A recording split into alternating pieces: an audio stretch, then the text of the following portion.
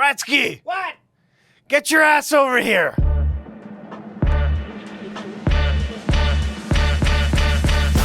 All rise!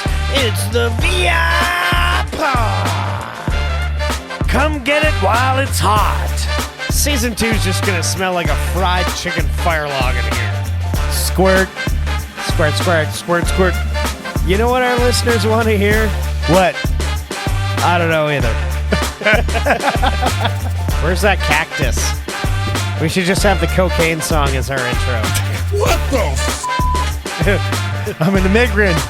Did you just try to play footsie with me? You know who I really hate? Tommy, I am your father. Oh, so now we're doing movie quotes? Yep. Run, Bretzky, run!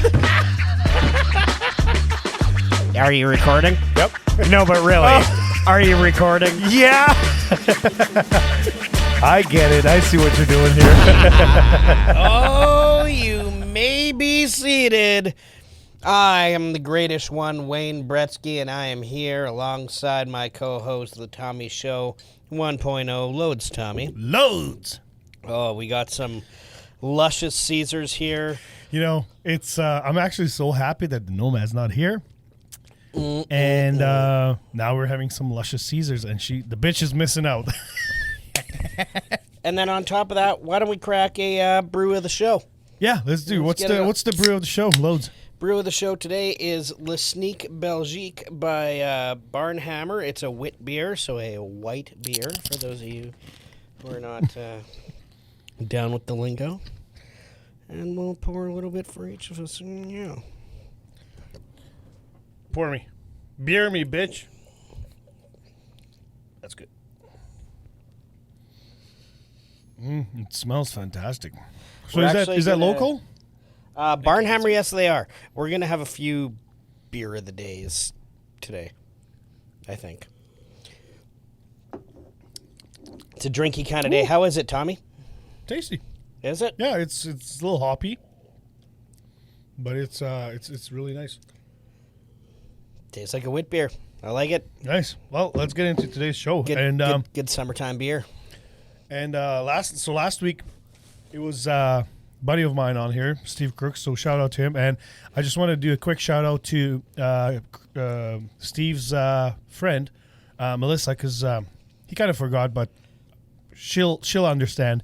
We tried to make it work after, but Steve was really busy, so we couldn't make it happen. But so He didn't forget. He misplaced the memory. That's right. Yeah, that's what it was. Yeah, exactly. So I just wanted to touch base on that a little bit. But this week we have a good friend of yours. So why don't you take over and introduce our today's guest? Yeah, so welcome to the show, Justin Q. Mathews. Like you said, good old friend of mine, and he's here representing Northern Touch Music Festival and Conference today. So that's what we're going to talk to him mostly about, but we're going to just do what we always do and shoot the shit a little bit and see where it goes. Speak in the fucking microphone, asshole. I am speaking. Fuck. There you go. Oh, my tit fell off. Oh, your tit fell off. Oh, now we can't do the concert or the contest. I just ruined it. Oh, well. At least it didn't fall all the way to the ground. So every once in a while you have to just press on it. Not too hard, though. I mean, that's proper etiquette, right? Yeah, right? Welcome to the show. Thank you for having me. This is awesome. Yeah. So basically, I've known Q here for God, what is it? Close to 20 years now. I'd say we're got to be pushing on. Well, probably. Well, I met Shay in late 2008. And it would have been shortly after, maybe even. Yeah, that would have been right around when I would have met you then, probably. Yeah. So what is that? 14 or something years or 13? Yeah, too math. long to count. People with their cell phones can do the mathematics on that one. Yeah. 2022. Our teachers told us 2008. you'd never be walking around with a calculator all day. Yeah. Yeah, no doubt. Suckers.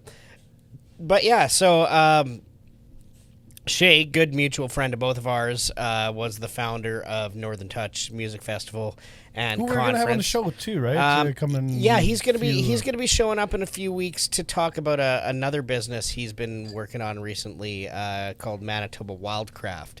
Cool. Yeah, over the years, Shay has kind of taken a bit of a step back with Northern Touch, and you've kind of stepped in as the what is the title? I guess I'm technically president. El Presidente. It's a non-profit, so Yeah. that doesn't really hold a lot. So.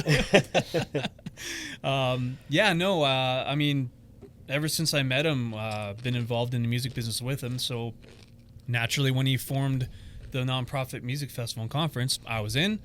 Over the years, just due to outside situations and things, he had to take a step back. And I was like, you know what? Like, his heart's still in it. My heart was definitely in it, still is. So I was like, you know what? As long as I can do this, I'm going to just try because I believe in what it's done and where it's going. And then fast forward to 2019 and then 2020 hit. And then now we luckily had some big funding for an online music festival this past January. But before that, it was a whole heck of a lot of volunteer time. And if there wasn't passion... So why don't you actually tell the listeners like what the original premise of Northern Touch? Actually, first of all, what do you think of the beer? Oh, I've actually had this before, okay. and I do enjoy it. But I'm also pretty. When it comes to food and beverage, I like almost everything. So Okay. yeah, I'm the guy that would Not a take picky guy. forever in the store because I'm like I want everything, you know. So, but no, I do enjoy this. You can't go to the store hungry because you're buying everything. Never a good idea. No, never a good idea. Yeah, and like there's been a couple of times while I'm in the checkout line opening a bag. It's like I know I got the money, so they can't get mad at me. Yeah. But yeah, why don't you tell the listeners about like how Northern Touch got started, what the premise of the whole thing is, and then where it's gone since COVID hit? Because I was with you guys, you know, helping out and doing some volunteering up until then. Apparently, actually, we need confirmation on that. We'll talk about shut that up, later. Tommy. We're gonna do that.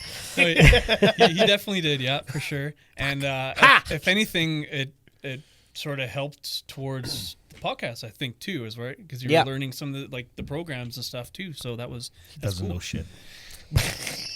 But to speak on the festival, I guess basically how it started was, Shay, known as Abstract Art Form in the day, basically hip hop band, hip hop duo, changed over the years, ran a studio, very big into helping the community. So a lot of people would message him, hit him up, call him, come by the studio, ask for advice, things like this. And, so he would do it. And it came to a point where so many people were reaching out and it's like, there's only so much time in a day. And so he thought of this idea, and maybe this isn't exactly, but this is generally the gist is, how can he help the community in a larger way without having to basically be homeless, spending all day long helping in one-on-one? Yep. I mean, over-exaggerate, but you know what I mean. So he birthed this music festival and conference. It's an educational-based company, and the whole premise is unlike a regular festival like say Coachella or whatever where you buy tickets and go see a bunch of big bands. This one actually has conferences. This one's for all artists from all levels, from beginner to what we call export ready, which would be like an artist who's polished enough to travel overseas or internationally to tour, because that's a rough basis of you got to get a few things right before people will have you and it's successful. And the idea is to help lead them and grow them with education, networking, performance opportunities, and hopefully have them leave the event with actual tangible things they've changed. And so mall started tours. I can save you all the work. It's all about mall tours. Yeah. Oh, I've performed in a mall once. When we lost a show when we were on tour one time, we gained a quick little gig, and then You got to do what you got to do. Yeah. You need that gas money, We're all in a van driving across Canada. But yeah, so eventually that's how it started, and it started to do that in person. Year 2, we grew 400%. Wow. We went to the Cube stage at the Red River downtown campus, as well as the was it the Brown Theater? I always want to The say Mary dance. Brown, but that's the chicken joint. Yeah. It's not that. Thinking about food again. Mary Yeah. something or something Brown Yeah, it's Theater. a dance place, but they have It's a on beautiful Bannatyne. theater that worked. Well, when you go to the Cube, it's the second level parking lot. You walk up there, and there's the back doors. Oh, to get okay. in. But anywho, growing, working, getting international acts out, lots of Americans, of course, lots of Canada. The money was not there yet. New festivals and conferences. It's a tough road. A lot of private funding. A lot of lost money, a lot of all volunteer time. And then 2019, we mimicked the same year, worked out well. We did it in 18, which was insane. There was 4 of us literally and when I say we were running around all day, like it was literally running with radios, constantly putting out fires. We barely made it through. But the nice part was the general people in the public or like in the crowd or the artists had no idea. Like they'd be seen running around like, hey, you're doing a good job. I'm like, am I? Yeah. Oh yeah. Yeah. And then Great, the gotta radio go goes bye. off. Yeah, exactly. Yeah. And it was literally like maybe a couple minutes of talk, and then the radio goes off, and I'm running to the stage, or I'm running to the venue. And then the next time we did that, it was so much easier because we learned all and made all the mistakes and everything else. Well, but that's the thing. You learn from all the mistakes, right? Yeah. Oh, yeah, we did, and there was a big Yeah, difference. I think you know? each of the first 3 years became significantly easier than the previous year because just the learning curve. And you and helped out big time too on that 2019 year. Basically, I was supposed to be managing the Cube stage, and what's that? I was just pointing at the Yes. poster right Yeah, there yeah. for it. Yeah, and I was supposed to be managing the stage and the acts and all that stuff, but there were so many fires put out. I ended up being Brett and running the whole stage, and luckily we had printed out stuff and they handled it great, which was a huge saver because we would have been screwed. That was a lot of fun. That was a good time. That was a good weekend. Never But yeah, forget fast that. forward to 2020. So 2019, I officially took over, and she had to take a step back. And I was just like, hey, I'm just going to throw this on my back, see what happens. And like the festival had finished. And so now I was like, hey, well, I don't know, I'm just going to figure out what we got to do now. Grants, this, that, whatever. And then, of course, COVID hits. And so it's just like, oh, okay, well, we have a choice to make. We could do what everyone else is doing and saying, oh, we're going to skip a year or we're going to delay for a few months. And I, at the time, it was a rough year, I mean, for most people, but I myself just had a lot of free time, bad choices in my professional life, if you will. All good since then, thankfully, but that year was interesting. So I had a lot of free time. Shouldn't have, but Yeah. That's okay. So I basically built the studio in my basement, camera, green screen, all that. Worked with an artist. Sounds from, familiar. Yeah. That's what I'm doing. Yeah. And shout out to Shaw. He's an artist based out of Atlanta from Toronto. Such a good guy. Yeah, and his network helped us land a bunch of video interviews. So the idea was we're not going to give up. Our community needs us more than ever. Yeah. And we want to And make a that's true. statement. Like a lot of just overall, like whether it's music or art, a lot of communities were hurting because they needed the public to get together and go to these events, right? 100%. And all that shit shut down. So 100%. Well, It was- and Northern Touch was birthed as well out of giving an opportunity to a genre that was really underserved in the industry. It's really tough for hip hop and rap artists and stuff. You can't just go down to any old club and say, "Hey, I want to run a rap show here." It as much as you should be able to, they're great shows. It wasn't something that is openly welcomed. So this was, I guess, a bit of a platform, right? To allow these people to come and be like, hey, we have a festival. So, like, we're going to let anybody who's into this genre come on down and you can be a part of, experiencing what not only our country has to offer, but we were bringing, you guys were bringing in people from internationally. Europe, even, U.S., yeah. So you guys had the studio, and then you were basically getting. So just video to video, like right at the beginning of things, pretty much, to do what was going to basically replace the conference. Mm-hmm. So I figured I'll just put out like podcasts essentially. Yep. And the idea was interview business professionals, but let's talk about things artists can do during that time. Like they need help now with how to be all online, how to, where can you get funding to support you to pay bills? Like there was Unison Fund, we had a guest on, and they had an artist support program where artists can get like a chunk of money. I think it was something like $1,200 or $1,400, and that could be the difference of someone losing their home, Yep. And all these other opportunities like strategies and how to get streaming revenue and blah blah blah, all this stuff. And then we did the showcase. We had already been collecting submissions, so artists will submit for a chance to be chosen to showcase, and that's how we can raise funds to pay for the festival. Well, it turned out all that money paid for the previous year's debt. So I basically did the video editing because I already had learned it from we were talking earlier before the show, and basically the idea was we're going to do something. It's off $0 or a little bit of my own money, but nothing, whatever. Yep. And we're going to prove that look at what us little, barely ever funded, hip-hop based, company can do when these 6-figure, 7-figure companies are bowing out. We wanted a statement. We wanted to show that we mean what we say when we want to serve as communities. So we just stepped up and did that. And then alongside that, we got really aggressive, and this is where Brett comes in. We wanted to create, we got early on the COVID, we wanted to create an online, basically television streaming network. We figured, finally, we can get in early when the world's doing this. So we had this big business plan, multiple shows. We had some partners from New York, us here in Winnipeg, Atlanta, and we're trying to put this thing together. And in the end, it didn't really work out, but a lot of good came out of it. So like the festival got the interview show and the showcasing. That was great.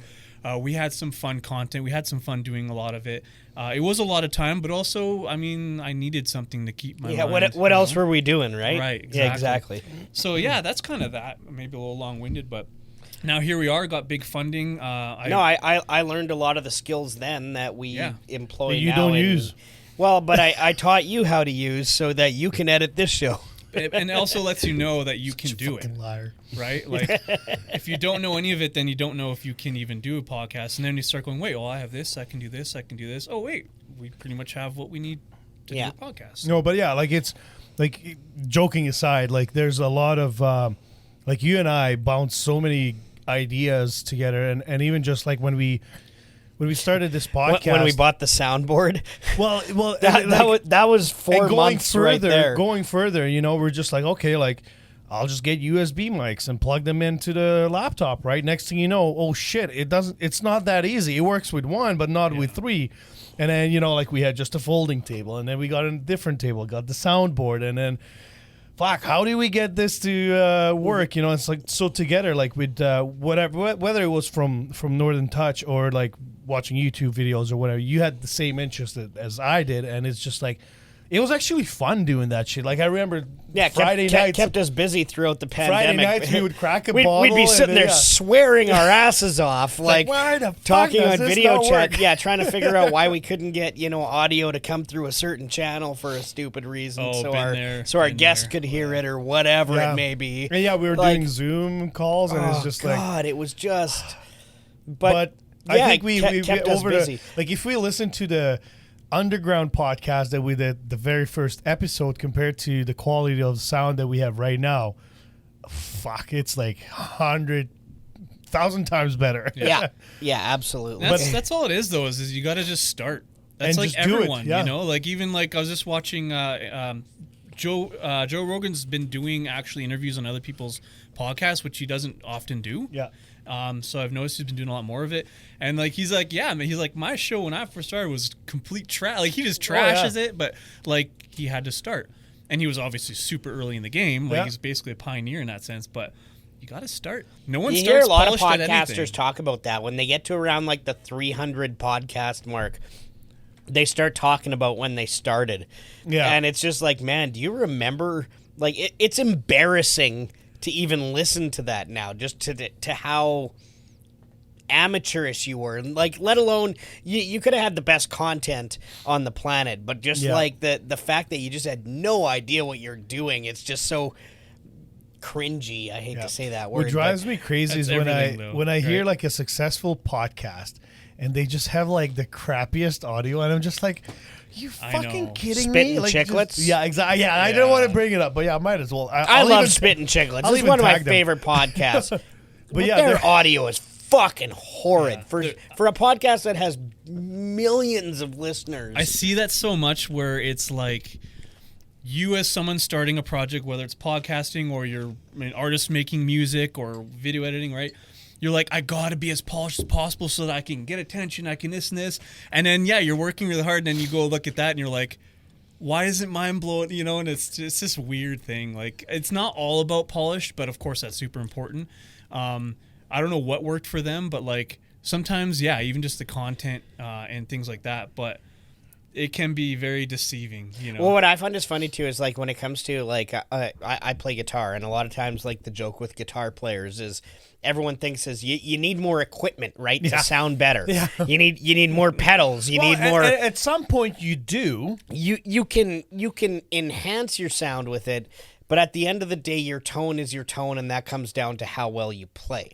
Yeah. But like I said, there's so many guitar players who rely on equipment when that's not actually what's ever going to make you sound good.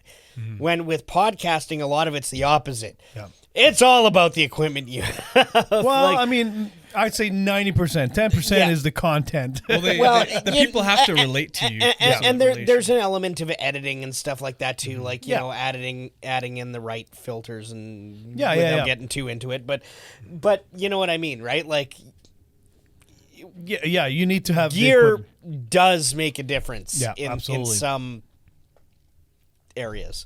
100%. And that's where it is frustrating because you want to find that balance, and then you go look at a show that has crap audio, and you feel like that's super imbalanced, but who knows what's going on in the background. Their content can be amazing, but it can just ruin there was few podcasts where like there was this one podcast from England, like their content was fucking hilarious, but I couldn't really understand because first of all they had like some kind of a crazy accent, like it wasn't just British English. Was that the one I sent you with the Irish guys? No, this was actually a guy that he actually listened to our show, and he says, "Oh, we actually started doing a podcast." And he told me, he's like, "Yeah, our audio is shit," and like I kind of listened to it a little bit, and it was fucking hilarious, but I just couldn't get past the shitty quality of the audio, right? Because it was hard to understand, and you're working too hard. Exactly, yeah.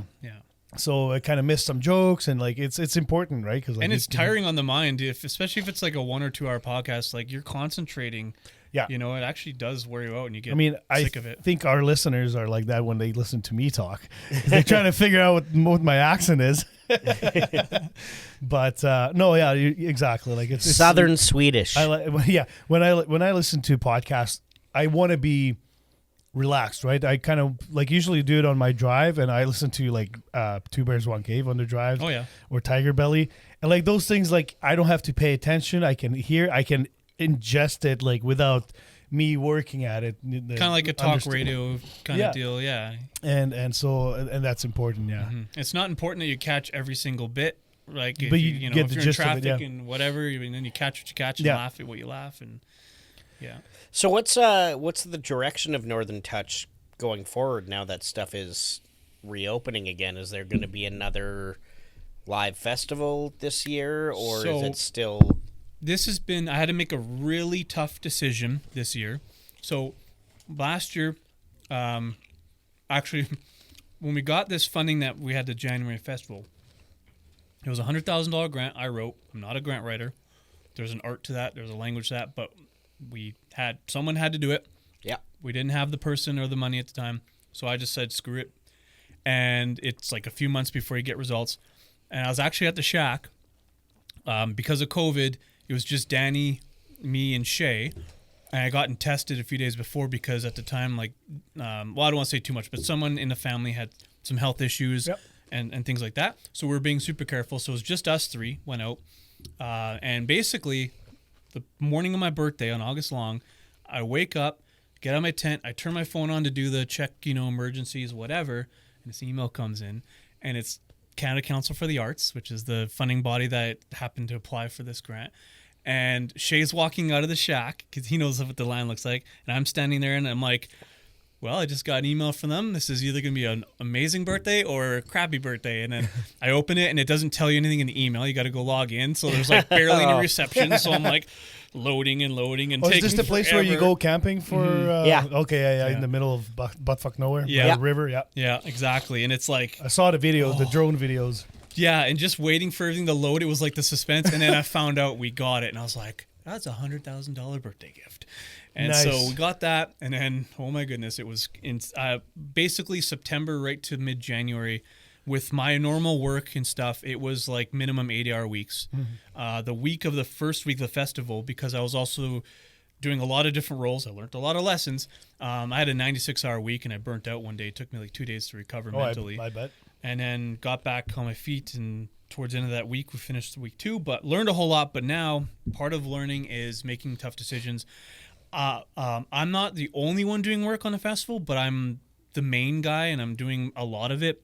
We hired a consultant. We were fortunate enough with the grant and whatnot to hire a consultant who shout out to Katrina Lopez. I don't know if she listens to this podcast, but we'll tag her. She saved our butts by helping us basically land talent, almost all the business professionals for the conferences and all these planning stuff. But it took a lot of work, and then so now we're at the point now where we don't have funding. We have some overhead for just overhead business expenses. You got to pay for a bank account and web hosting, stuff like that. I've had this long trimmed down, like our overhead is ridiculously low, and now I'm like, I don't have time, and I've put in an uncountable amount of volunteer time since 2017, just in 2020 alone.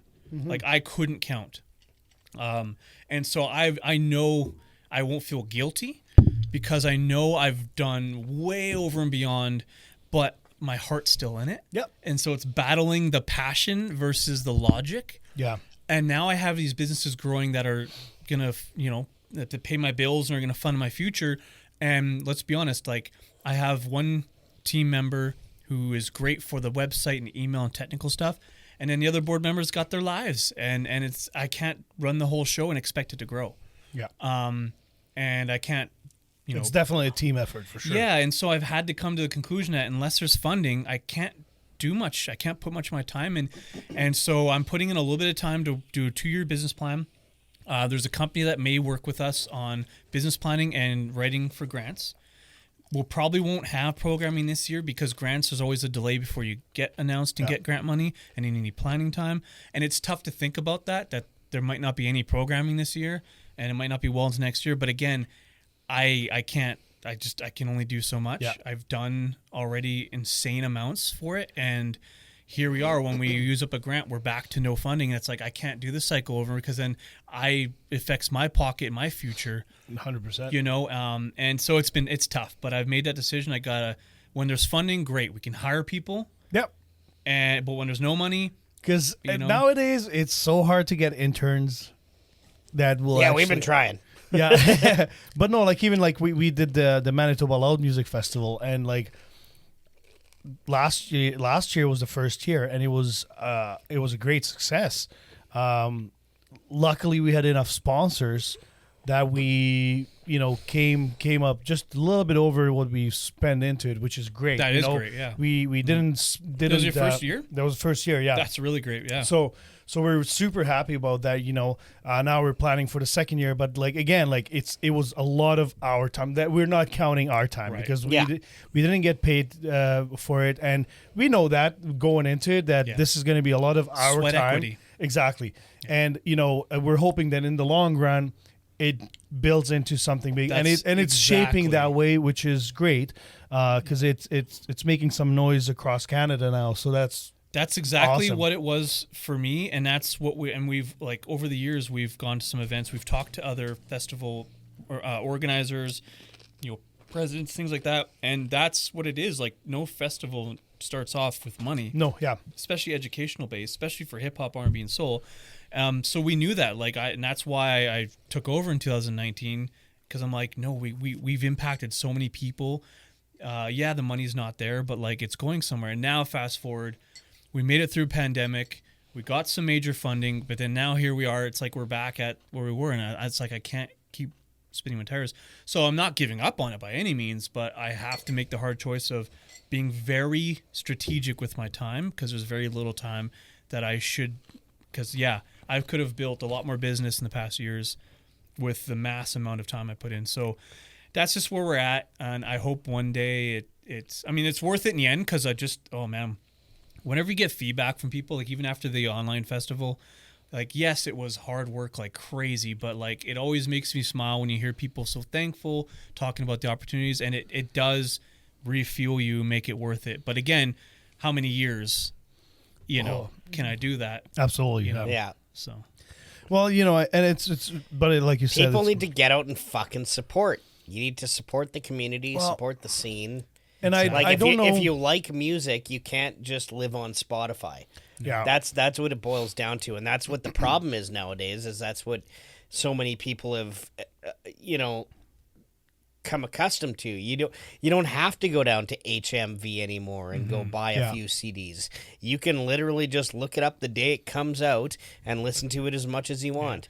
And that artist will get 1 penny for every 10,000. People are forgetting it's ridiculous. People are forgetting it costs music's basically free now, right? Essentially, but not for the artist to make it. And if you don't support them properly, they're no longer going to be on Spotify even for you to listen to, because they can't afford it. Well, the reason they need merchandise, they need live shows, anything, they need that. Yeah, buy merch. If there's anything that you're gonna do to ever support music, when you go to a show, buy merch. Buy a T-shirt, buy a CD, a record, whatever. Mm-hmm. I mean, there's a reason why Spotify is rich, right? I'm not talking about when you go to an arena show and they want to charge $65 for a T-shirt. You don't have to buy that. The arena's tacking on. But price. when you go to a show at the Pyramid and the band is standing there behind their own merch booth, selling their fucking merch, buy something. Yeah. If you want to actually hear another album from that band, because it is getting so tough for bands in so many genres, between hip-hop, between loud music. I mean, basically, unless you're a pop or country, generic rock or country band, clubs don't care to have you anymore. They just want to have the social, for some social reason, bands cover now. bands. Yeah, well, that's what I mean. Fucking huge hit, and I'm just like, so yeah, they just want you to play Don't Stop Believin' every fucking night. Right? It's you go to the King's Head and then you have this cover band that plays all night. Half of their work's done for not to down any cover bands, but to be realistic, I love cover they didn't bands. have to write music, not even the lyrics, but the music. Yeah. They didn't have to create and jam from scratch. They're just mimicking, and yes, they still have talent, but it's half of the work that whatever you call a non-cover band. Yeah. And some of my favorite artists of all times never got beyond a little EP that probably didn't even make it big anywhere. Probably never charted, but I happened to see them open for another band and I really liked it, and I bought the CD and I listened to it 100 million times, but until it couldn't play anymore. You can't even find it on YouTube or anything. It's that underground basically. Well, one of the bands I mentioned was Portamoral today as we were watching, and I still have their CD. It's a local metal band, amazing band. I played 1 or 2 shows with them back in 2005. And, they signed with Roadrunner Records. We're like, fuck yeah. And boom, they're done. Oh, really? And then it's just what the... and nobody... they broke up or they got dropped or... They're done. The band was finished. They're just all of a sudden they had to... They broke up. Something went down. I don't personally know. Probably had to do with label demands. Yeah. Exactly. And it's just Direction but they and signed money. it, so they had to drop. And it's I'm so happy I have their one CD that I still play. It's literally sitting in the vehicle right now. And I love those songs, but you can't really find them on the internet, on YouTube anymore, because it's just now Roadrunner Records owns their music, right? And it just sucks. They don't even know where it is, probably. Yeah. And it's shitty that happens, but yeah, it is what it is. So you were talking about the plans, and so like, do you guys have any dates already lined up or nothing yet? No, there's no funding right now, so we literally have a little bit, barely any, to like have a company help us write grants to get money, and then a little bit of overhead. Yeah, that's it. Like I said, it's like, it's tough, man. What really saved us was the Manitoba government funding, the bridge grants. That is what really saved the festival, because that allowed us to continue to even have a website. Yeah. Without coming out of pocket with a whole bunch. That allowed us to hire Katrina on a bit early to actually start planning in Latin names, which was the best move. Things like that. Otherwise, so it sucks, because now it's like if we don't get a grant or an angel investor, we can't do anything. Yeah. I mean, who's going to pay for it? Yeah. I'm not filthy rich. So. Yeah. So if that happens, do you do an online festival? We would like to. Well, it depends on the grants. See, because now there was grants that were only online. Now there's like hybrid ones. So it really depends. But what we'd like to do is a hybrid. And we had the idea before even COVID of streaming to remote northern communities, whereas a lot of mainly indigenous, but also just a lot of hip hop artists that are very low income. They're like 8 hours north of Manitoba or other provinces. A lot of them can't even afford, especially now, the gas to even drive to a major center, to even go to a place like Manitoba Music, or to come to a festival or whatever, let alone find a place to stay. Like, they can't afford it. And so we had this idea before, we just didn't have like the know-how and money. Now, of course, COVID and silver lining helped that. We want to broadcast out and try and make it as interactive as possible, not just them watching, but have like a screen in the room where they can ask questions and whatever other ideas we can cook up. So I did end up writing this $250,000 grant recently, because the grant writer we had took on a different gig and then had to, like, right before, like a week before, I was going to be like, hey, we got to write to this grant. And then figuring that out, then there was 2 weeks left, and I was like, well, maybe it'll repeat from the year before. I doubt it, because I am not a grant writer, and I had that grant writer like let me know, like, these are COVID grants. You wouldn't have gotten these if it wasn't for the COVID ones. And I'm like, fair enough. Like, I told her, don't beat around the bush. Consult us. I'm not a grant writer. There's a language Appreciate to it. the input. Basically. Well, and she went on and she gave more details. She didn't say you suck at grants. I already told her I knew I sucked. But yeah. So anyways, I just went ahead and wrote this one, which can be rewritten in the fall. So gearing up to hopefully have someone do that for us if we don't get this one. But you have to wait till September. Just kidding. And then the next one you got to write by November. It's so tightly packed. But then the November one you don't find out until I think it's like end of March. Oh wow! And that's the big thing about these funding for arts. It's like there's such long waiting times. And I was talking to consultants, and they're like people who've been in the industry for a long time. Like, I still don't know what takes them so long. But you know what? I'm not sure if you know Delio. Yeah. Okay. Yeah. So I work with him actually. Nice. We're buddies, and I remember like we were on the shift, and he would be just like researching grants and writing them. And he's been seen this push, and then doing he's grant writing. he's traveled to Europe on a grant, and he's like, government just sends you money, if they pick you, which is. That's the first time I heard of. If you pull it off. Yeah, exactly. It's not that easy, but it's and worth he says learning. he wrote like tons and tons of them, but you get maybe one answer. Yeah, Shay he was doing that back in the day for artists before and into the festival creation, and he ended up getting like a 90% success rate. But basically he was writing his own grants for travel and things, and then if I can get them for me, I can get them for else, and you take a small little cut if they get it. If they don't, he doesn't take any money. Well, and I remember, too, in the early days, we would have artists who would contact us and be like, oh, well, all those grants are bullshit. You know, I've tried to get them, and they just tell you to fuck off. And you're like, man, they're looking for something specific. I know one of those people we're talking about. I'm sure you no do. names are mentioned. I'm sure you know exactly who I'm talking about. Bob.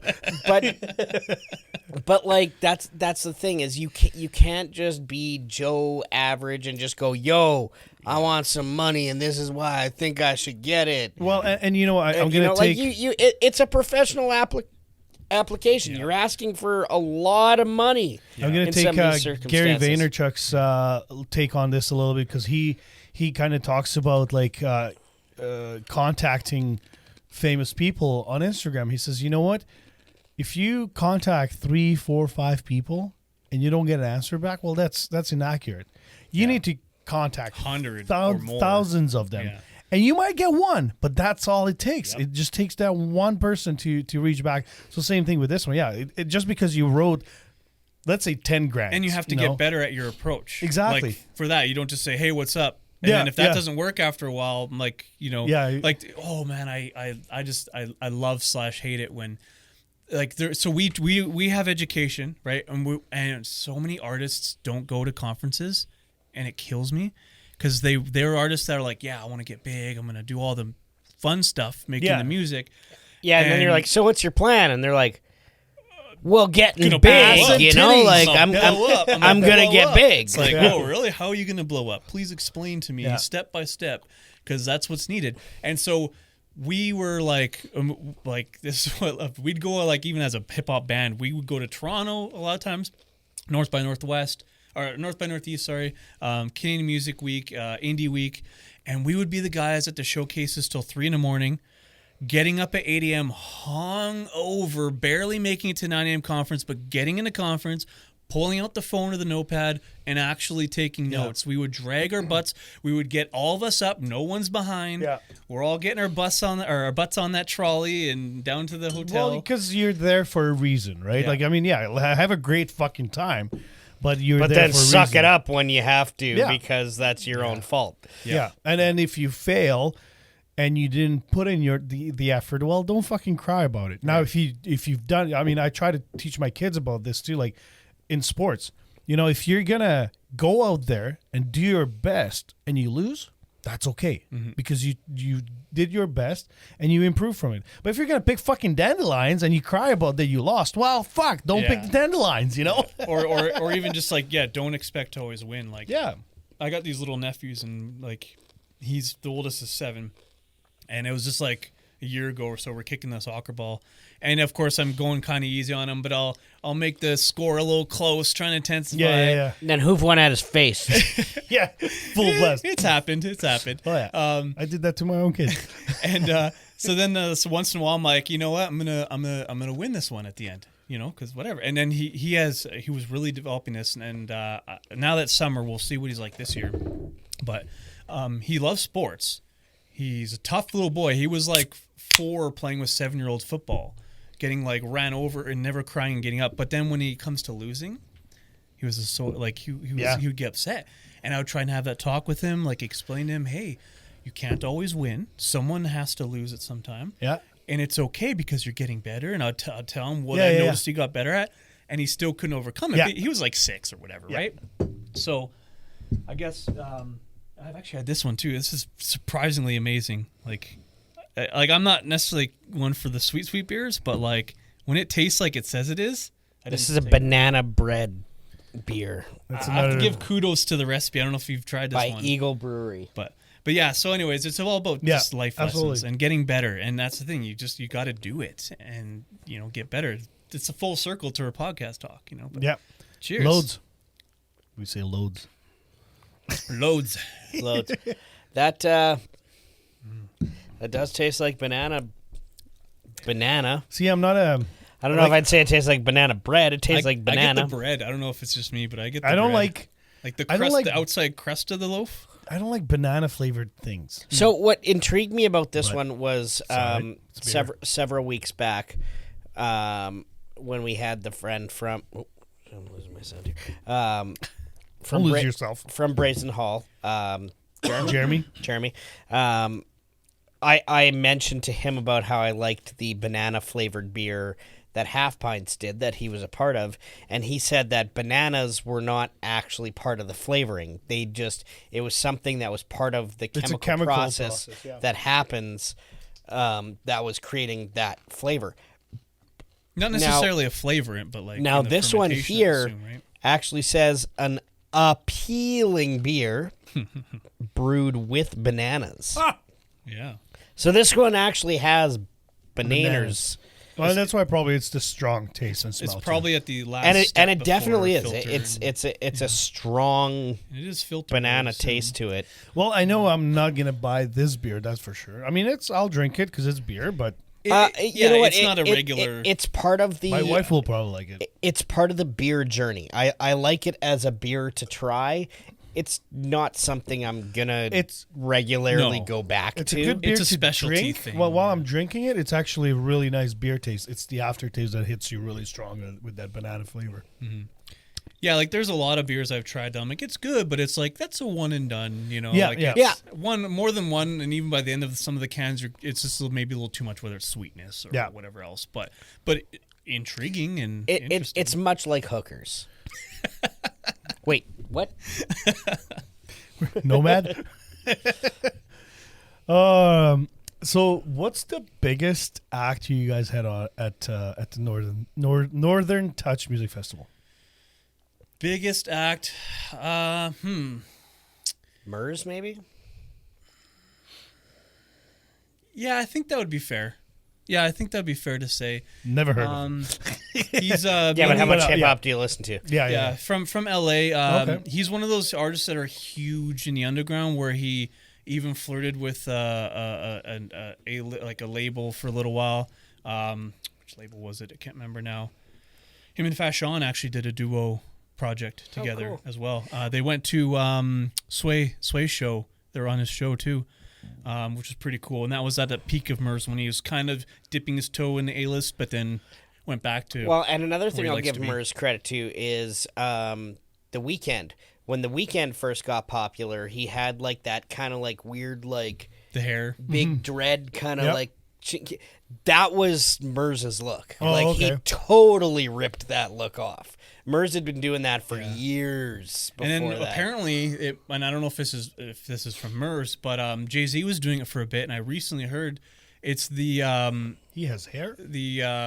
well, I don't know today, but recently Yeah. he had grown it out, and it was, and was it Basquiat?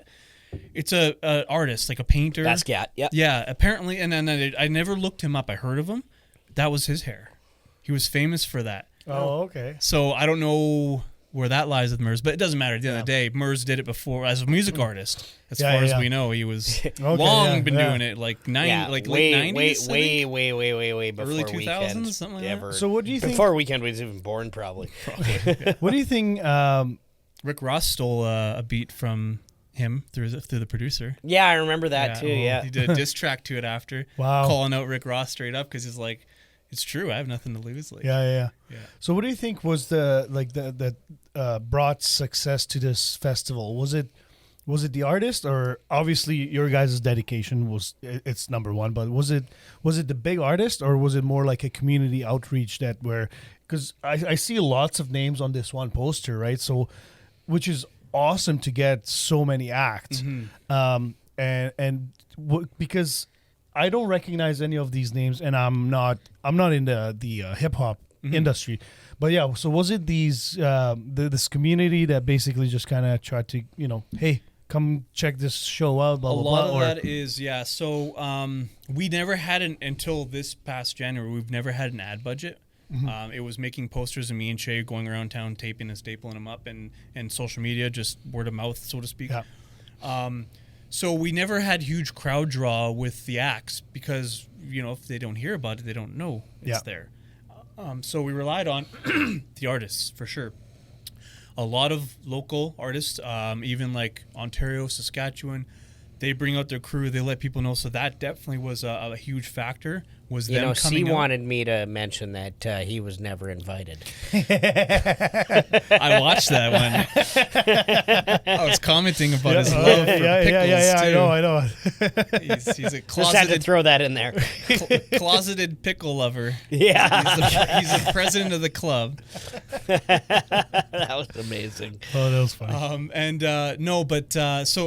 actually to honestly answer that, we know so many artists, like even just in Canada, from me and Shay over the years, touring, throwing on shows, everything else. Yeah. We had more artists than we had money. Yeah. And sometimes the ones that we like, there's like a lot of artists that know each other, and we had some of them come out and some not. And it wasn't like we're not bringing this person out.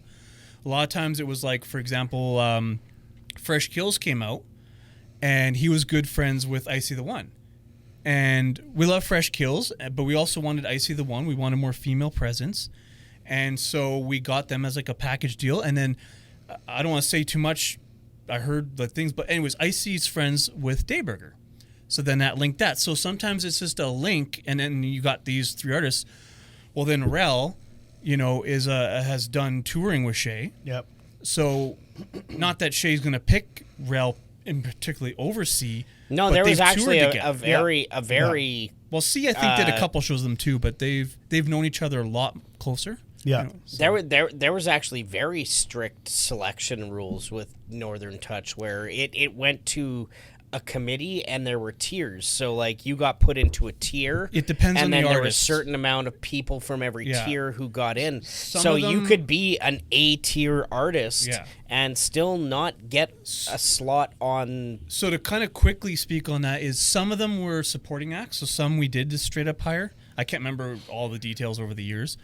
And contracts and stuff, but the headliners. Yeah, and but the main majority of all the smaller names on the poster, those are those what I call the submission acts. So they Showcase, submit a small fee for a chance to be chosen. We ended up making it so worth their time. We're giving them all free passes to the conferences. 70% of them don't show up. That's what we talked about earlier. But those passes are worth a few $100 a pop. They could have been. But we were young and we were trying to be all inclusive to struggling, and this is this. You want it this to is be that. fair, right? And it's tough because we needed to charge more because we were piling on debt in the tens of thousands over those 3 years. But then if we charge too much, it's out of the artist's ability to come, so it's tough. But anyways, most of the artists, we as main staff, I was a coordinator at the time. Shay was a president, and we had a couple others. And they had to go. We couldn't vote directly because it'd be biased. Yeah. And people would, and you know how the local scene is. Yeah. It would be like, oh yeah, of course, So we had to remove ourselves from the main selection. We had an actual jury brought together of people, and we were there to host the event, but we had no votes. Yeah. And they had to narrow it down. And oh my goodness, the one year it was like Shay had it at his house, and I had like a family thing halfway in. And we thought it'd be X amount of time. It was like 8 hours into the late night. And they're like, hey, we got to wrap up because some people really wanted one person. And we had to narrow 1 year it was like 100 and something down to like not even 70, which is not even that bad. But when you got to 5 cut 30 jury members acts. with all their own opinions, Yeah. it was not easy. So people need to know that it wasn't handpicking. Yeah. It wasn't at all. It was, in fact, very stressful to be as unbiased as possible, or non-biased or whatever. So yeah.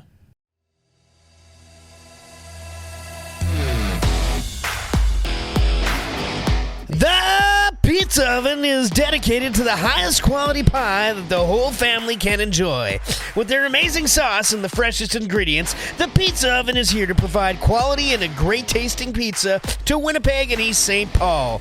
They use a delicious blend of mozzarella cheese and make their pizza crust daily, both thick and thin, and their meats are proudly provided by Winnipeg Old Country. They're located at 1215 Henderson Highway, Unit D in Winnipeg. Call them today at 204-949-3000 because everyone's loving the pizza oven. And tell them the VIPod sent you by using promo code VIPod5 for 5% off of your order, and order online for an additional 5% off for a grand total of 10% off of your order.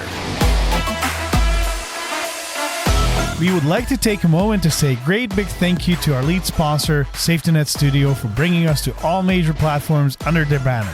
SafetyNet Studio is a boutique audio company. They produce podcasts, offer voice work, and create content for radio stations across North America.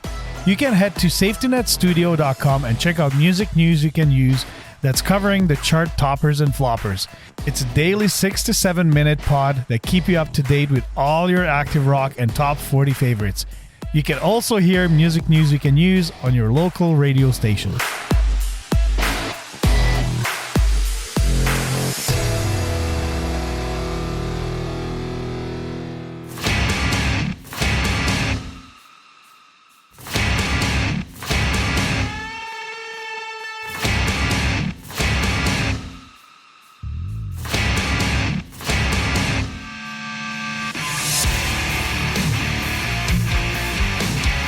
Badlands Promotions Inc. is a music production company based out of Portage La Prairie, Manitoba, Canada. They promote local shows, all ages, and 18+.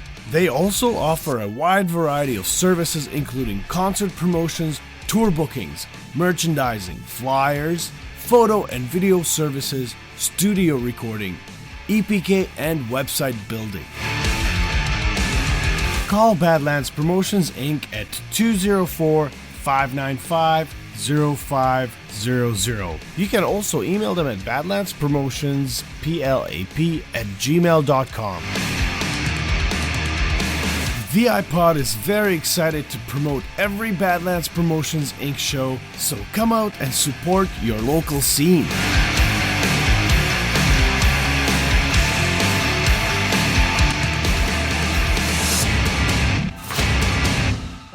As far as the hip hop scene in Winnipeg, I know absolutely nothing about. Like when you, and I think generally in the past when somebody mentioned venues like the Zoo, the Albert, the Collective back in the day, like they knew that's either metal or a punk show, right? Free House, whatever it was before Yeah. that. Is there like a actual hip hop venue that's like, you know, you almost know that if you go there, there's going to be a hip hop show on? Yeah, at some points in time there was like levels or whatever they were called on Portage there. Unfortunately, the building that recently burned down. Oh, okay. Room 700 or whatever it was On called. Corden, we back in the day. did Room 720. Room 720. That's it. I started a company where we would bring in touring mainly Canadian artists, and the idea was like, we'll help you out, and then when we go on tour, you'll help us find a venue. So that was one for a little while, but that was a tough business, and we called it quits within a year because there was no money in it. We had our heart in it, but the politics and the issues with an owner and stuff was just, we'll just do it the old way we used to do it then when it's much more simpler. So we found a different venue where he just cared about bar, and that's all he cared about. We did everything else. So that was better. It was almost better to take on more because then you don't have this political crap. But yeah, there was a couple of places here and there, but I don't think really any long-standing like hip hop. Excuse me. I don't think there's maybe way any, back, but I don't think there's any venue per se that stands out as a hip hop venue. I think hip hop has had to kind of infiltrate its way in. Like even I remember back in the day, I had helped Shay get the in with Le Garage, which was basically up until that point like a folk place almost. And a lot of French too. Yeah, French and folky kind of stuff. But thankfully they were open to allowing Shay to have a few shows there, and they treated us really well. And once they saw that, you know, hip hop shows aren't these like, oh, I know, fucking gangstas showing up with guns. Like it's very much like metal shows, right? Yeah. Like everyone is actually just happy to be there and see a show. They might not look the most presentable, but yeah, exactly. But it's not, but actually at hip hop shows they are pretty fucking presentable. They really are. I was talking about the metal shows. and that's the thing, right? So like it was nice to see that they actually did end up welcoming it and we had zero issues. Embracing They a lot of well. future shows there. I'll never forget doing I think it was one of his album releases where we rented a red carpet and everything the stretch SUV limo. Yeah. Facebook memory popped up recently with Rel and Ponce, Tiffany Ponce, shout out Tiffany Ponce, Rel McCoy, and C. I think that was the year C was there. Yeah. And we posed out front. Yeah, it was. Yeah, it was probably Rel, was. C, Shay, me, Tiffany. And then wasn't like Word Burglar or one of those guys there for no, Ghetto Socks. Ghetto Socks. Ghetto Socks was there. Was that same year? Oh, might have been. I'm fairly certain it was. What a stack. Either way, show. lots of great underground. But the reason hip-hop. I'm asking, check it all out. I work with Dag at Badlands Promotions. You're right. I remember G Wonder was there at one point, unless that was a festival. He was at the festival as well, but I think he was at that show. Because we had Moonshine and Decisive we did shows with already, and they're all good friends when they were all in Toronto still. And then so you get one out, then you get the other one out, and you get the other one. And then we watched them on YouTube before we ever met them. Yeah. And so it was really cool to meet a lot of, He's a great Canadian and some American artists. So yeah, the reason I was asking a little, I'm trying to get a little inside here because I've been talking to our previous guests, Surreal and Details, Right. and they're doing a tour and they're stopping in fucking Saskatchewan, and I was like, No, they're coming here. well, what the fuck? So I was talking to Details, and he's like, they kind of need like a guarantee to come here. I'm like, Gas money. yeah, exactly. And I was like, fuck. Like I've never put on a hip hop show. And I know with DAG we were talking because Badlands Promotion is mainly focusing on metal and hardcore and punk and rock shows. And I know he's put on a hip hop show once or twice. But Equipment wise, it's usually a little easier because Absolutely. most of the time there's no bands. We Yeah. of course did a while. We had a band, but mostly you don't have to worry about instruments. But as really. far as like Maybe venue DJ, but- and promoting it, like I have only like handful of friends it's that are tough. into hip hop. Even when you're in the scene, it's tough. Like there's been shows like Hawaii Mighty. The festival was her first Yeah, she's festival a Juno- performance. Yeah, Juno she just winner, won a like- Juno. So in 2017, our first festival year, we were her first, I think, not only festival, I think outside of Toronto Yeah. show. And I didn't even know that until I interviewed her in 2020 in the show. And I was like, oh man, we're all having just a good laugh and memories and everything else. Yeah. And then we watch her career go up and up and just so happy for her. And I can't remember the point I was about to get to. Oh yeah, so she was down in South by Southwest recently, this year when it went. And then one evening, I get a message from her. I don't know if it's her brother or cousin, but the DJ, because there's like Amiga's her sister. She's an artist, really starting to bubble up now. Amiga's husband is like producer manager. Like it's a family thing, and their parents. It's a beautiful thing.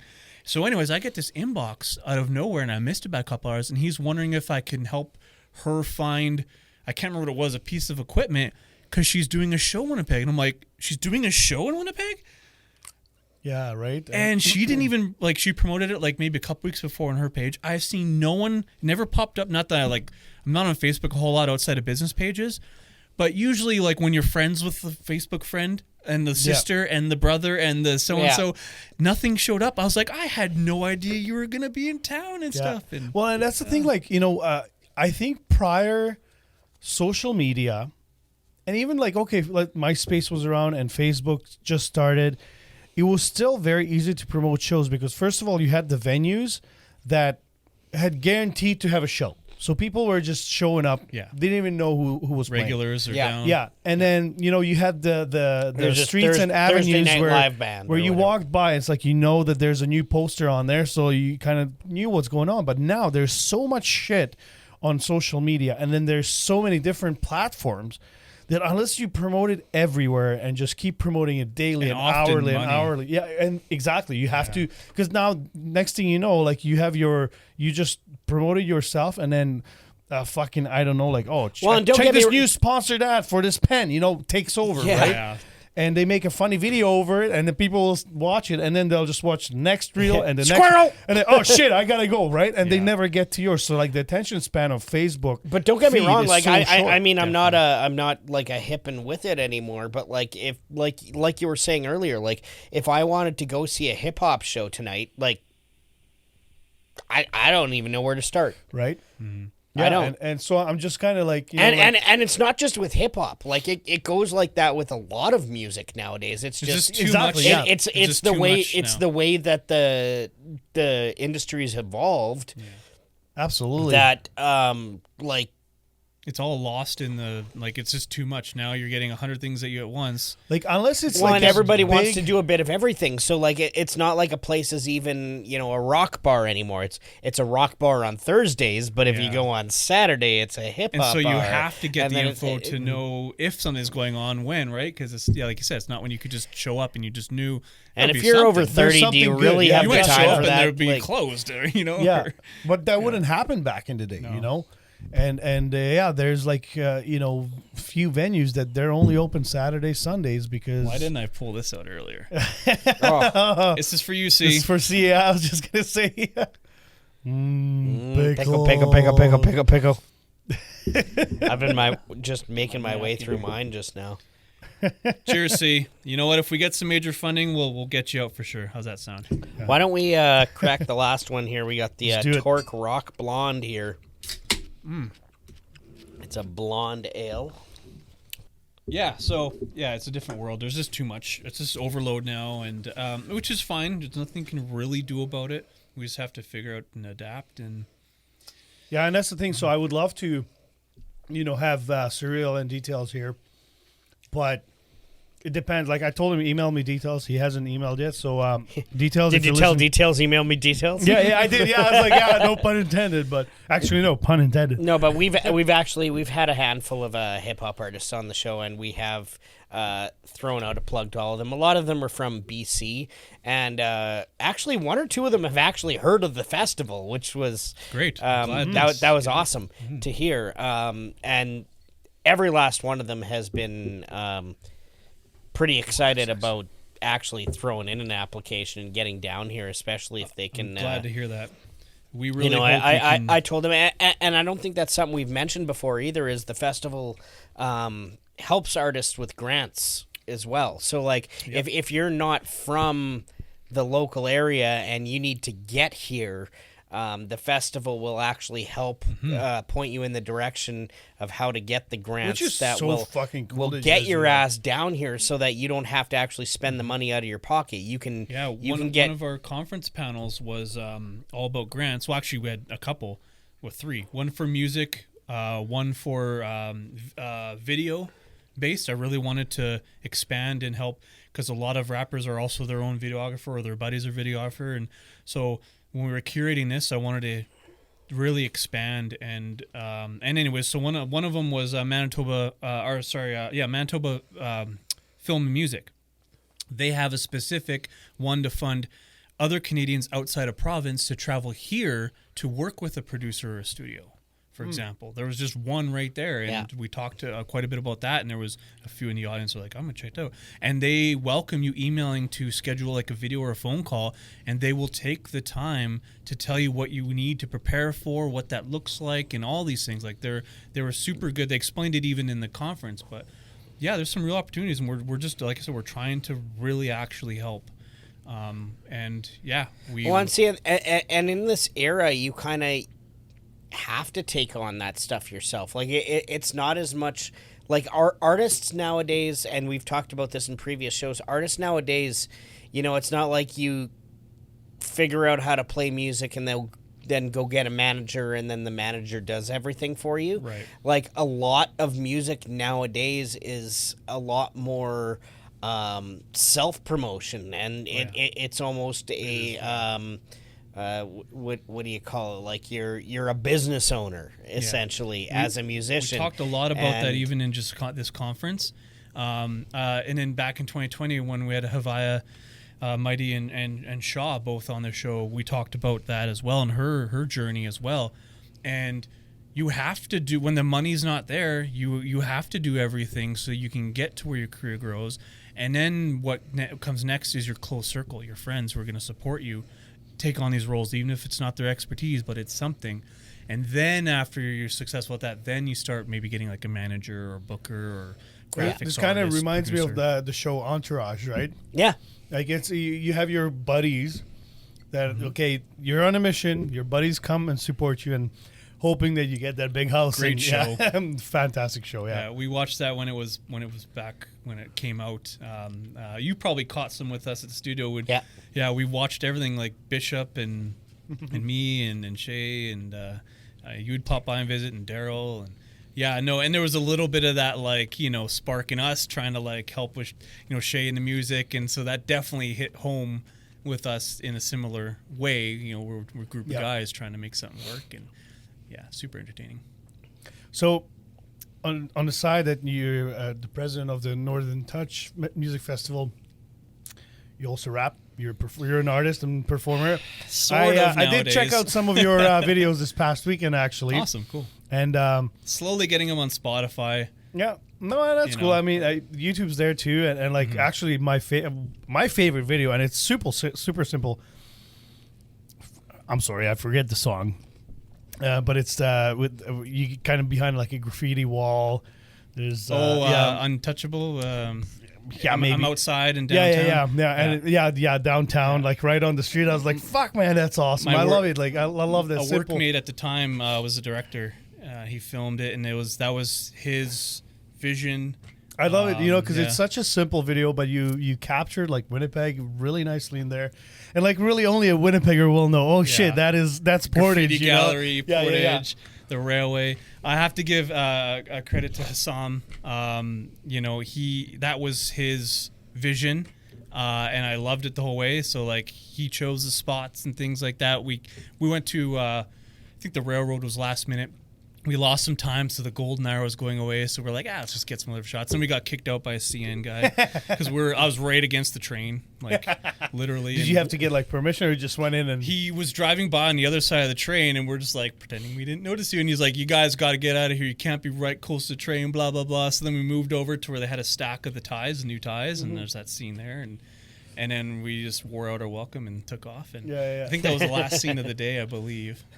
So, are you doing anything with that? Like, are you making new music? I'm always sort of writing a bit here and there, freestyling to myself here and there, but there really hasn't been time to really focus on music.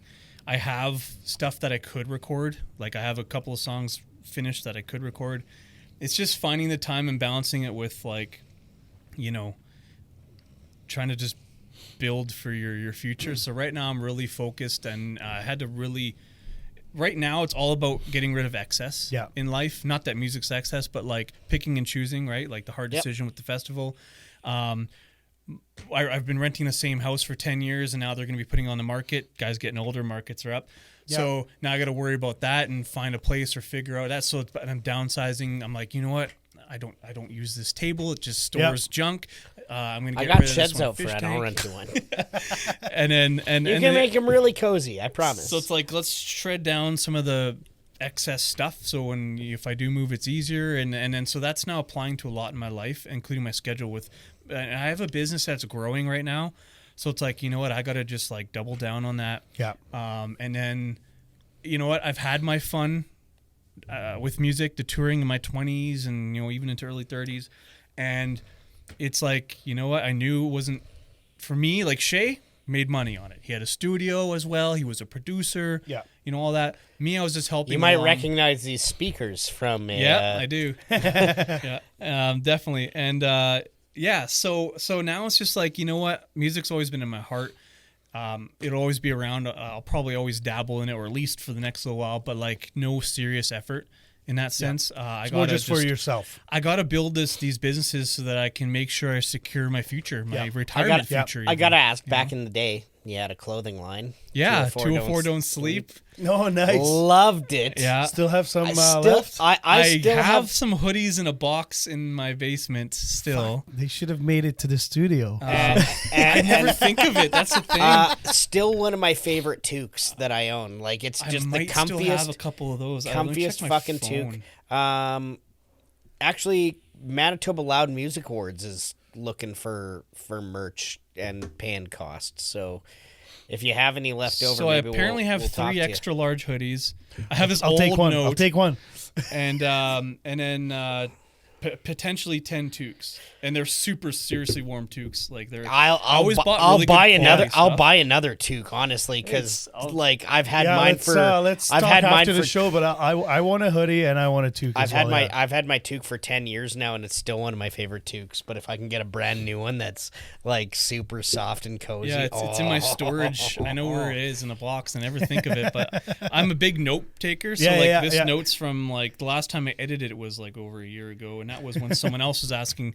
They needed a bigger size or something hoodie, and I was like, oh, that's all I got. Yeah. But no, good quality stuff. Like I wanted things to be affordable, but not like the fading right away. And fuzzy, exactly. I wore it myself, You can get cheap hoodies, for $40, but that shit's gonna wear out. The hoodie's gonna wear out eventually. Oh man, I still have my black and white one. I still have my blue and white one, which is before. I remember you wearing that when I first met you. I still wear it around the house as a house sweater. And the white is finally started cracking maybe a couple of years ago. The logo, Yeah. like we're talking 2010, Yeah, that's And that's you cool. wore wore and it you a wore that lot. thing to everything, Yeah. man. Yeah. That's awesome. That- yeah, no, that- that I'm was serious your- though. Like that was I your love shirt. hoodies, and like in the wintertime, I don't like wearing big jackets. Like if I go to work and back, I usually just have like a freezer jacket, but a hoodie underneath it. Yeah. So yeah, for sure. Well, I'll make rock I'll the make shoe. it a sweet deal because they're just sitting there. So Yeah, that's Yeah. I don't care. Yeah, I that just, was one of my one of my little business ventures, and it's another tough business. Clothing line. Like I know another person that I'm not going to mention that I used to support had a local brand, and I seen while I was pushing mine, I seen what it took, and it was a whole nother hustle. Just like music artists, like you're working a full-time job, and then you're like not making money for a long time, and going to the shows with your merch and not selling and this and that, and then like years later, you maybe open a store and then you find out it's still all the same stress and not really good money. So I was like, nah. yeah. No, I you had got it you for a got to couple really years you got to and really then- love it. Essentially, like Well, and I it's take got to on be too your much it's historically. got to be your passion. Yeah, I was yeah. trying to build a finance business. I was trying to build the clothing line. I had a coffee news, my own Toba Talk that I was going out of town to do. I was helping Shay with the music. Who was I Honey kidding myself? Dillionaires. How can I do all Yeah. that? Oh yeah. It's Don't forget And I the get rid of billionaires. one, You but got then to I'd you replace got it to with you got to another throw the thing. billionaires. You got to give a shout out to them. Well, that in was the a show. little bit later too. Yeah, that was but- 2016. So, but But yeah. just add it to the list of Honey Dillionaires, yeah, the name, oh yeah, because anyone from, well, not anyone, but most people, actually a lot of Manitobans don't even know this. Honey Dill sauce is a Manitoban Yeah. creation. And I didn't know it for years. I've always loved the sauce. Like, I will drink it. yeah. And so, I hate dill, but honey dill is fantastic, especially if it's homemade in any little joint. They have their own honey dill. Yeah. Bring it on, baby. and then I discovered that it was Manitoban. I was like, no way. And that explains why. Your pride just went up, right? Yeah, oh yeah. And I found out that's why it's hard to find past like Alberta. Well, now may be different, but a few years back, apparently once you get past Alberta, it's really hard Yeah. to find. Yeah, it In doesn't the even States, exist out Yeah. there. I don't know who it was who told me. It I- might have I- been you, but someone went to the States and asked for honey dill sauce, They're just like, what the and they fuck is brought wrong? him honey with dill sprinkled on it. That might have been when me and Shay went down for a barbecue competition. That might have been it. But like no, I do recall like when I was living out in BC, I would make honey dill sauce occasionally to go along with stuff, and people were like, "What was that? Yeah. What's your special sauce?" And you're like, secret. "Yeah, It's so good. I'll never tell." So we're sitting down. We've hashed out this show idea. Again, heavily influenced from Rhett and Link, Good Mythical Morning, which I started watching again. And DJ Stop recently on Yep. the show was one of the other hosts. And we're thinking on of that names. show. We're thinking of names. And The we're Irish like, guy. You know, Yeah, the Irish guy. It's got to be like a good name, blah blah blah. And then I think we're at my house sitting down, and I can't remember if I messaged it or we're talking in person. It just popped in my head randomly, like out of nowhere, Honey Dillionaires. And I laughed at myself, and I was like, I sent it, and they, or I don't know if I think it must have been messaging, and they both immediately was cracked on up, and we were ICQ. like, that's the name. Yeah, It was just yeah. like, just popped out. It was just silly enough, but it was Manitoban at the same time. for sure. Well, and that's like Tommy. Just before the show, you were telling me that your son wants to Oh, yeah. start a podcast Yeah, he with does. you, and to stupidity and beyond. Yeah, and I'm just like, That's genius, well, he man. picked Like a couple other. I was like- hire that kid, I get him told on our show. I told him, Like, I was like, come up with 5 names, and 4 words. They're so stupid.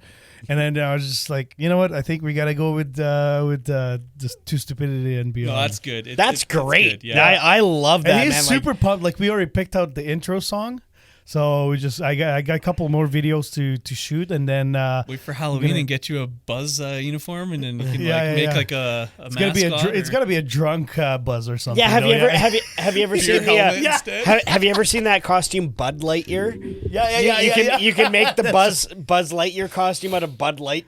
Oh, that means I gotta drink Bud Lights. You have to get Bud Light. I'll do the some sacrifice. Bud Light and Bud Light Lime to get the Yeah. green. Yeah, that's And you right. Call You him can like make the Buzzed full Lightning, costume. just so it's just different Buzzed, enough. yeah, buzzed. So you don't get Yeah, sued. and Buzzed Lightyear. Yeah, Buzzed Light Beer. yeah. Buzzed Buzz Light Beer. Light beer. There we go. Because that's all light beer is going to get you. Yeah. Oh man.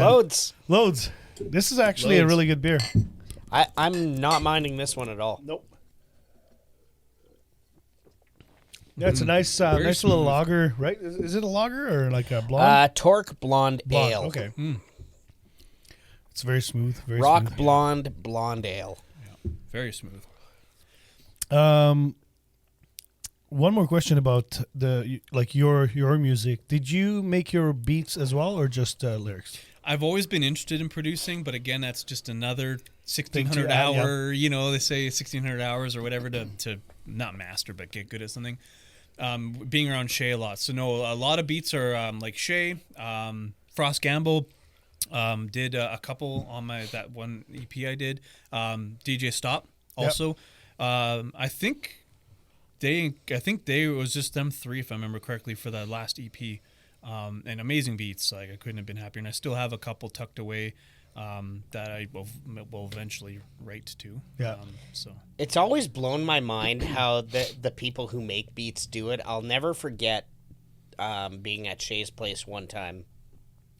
And it was, I think, during probably the first Northern Touch festival.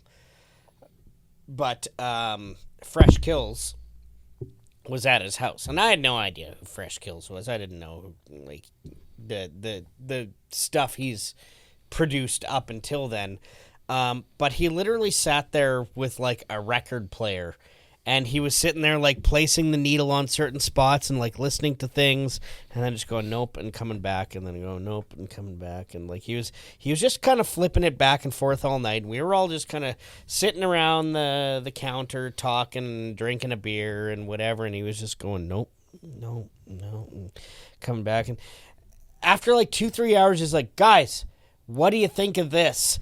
And then he fucking hit play. And it was just like... Yeah. Like the shit that he did with the music that I had been hearing for the past hour, and he had just turned it into this molding it, fucking piecing it. Yeah.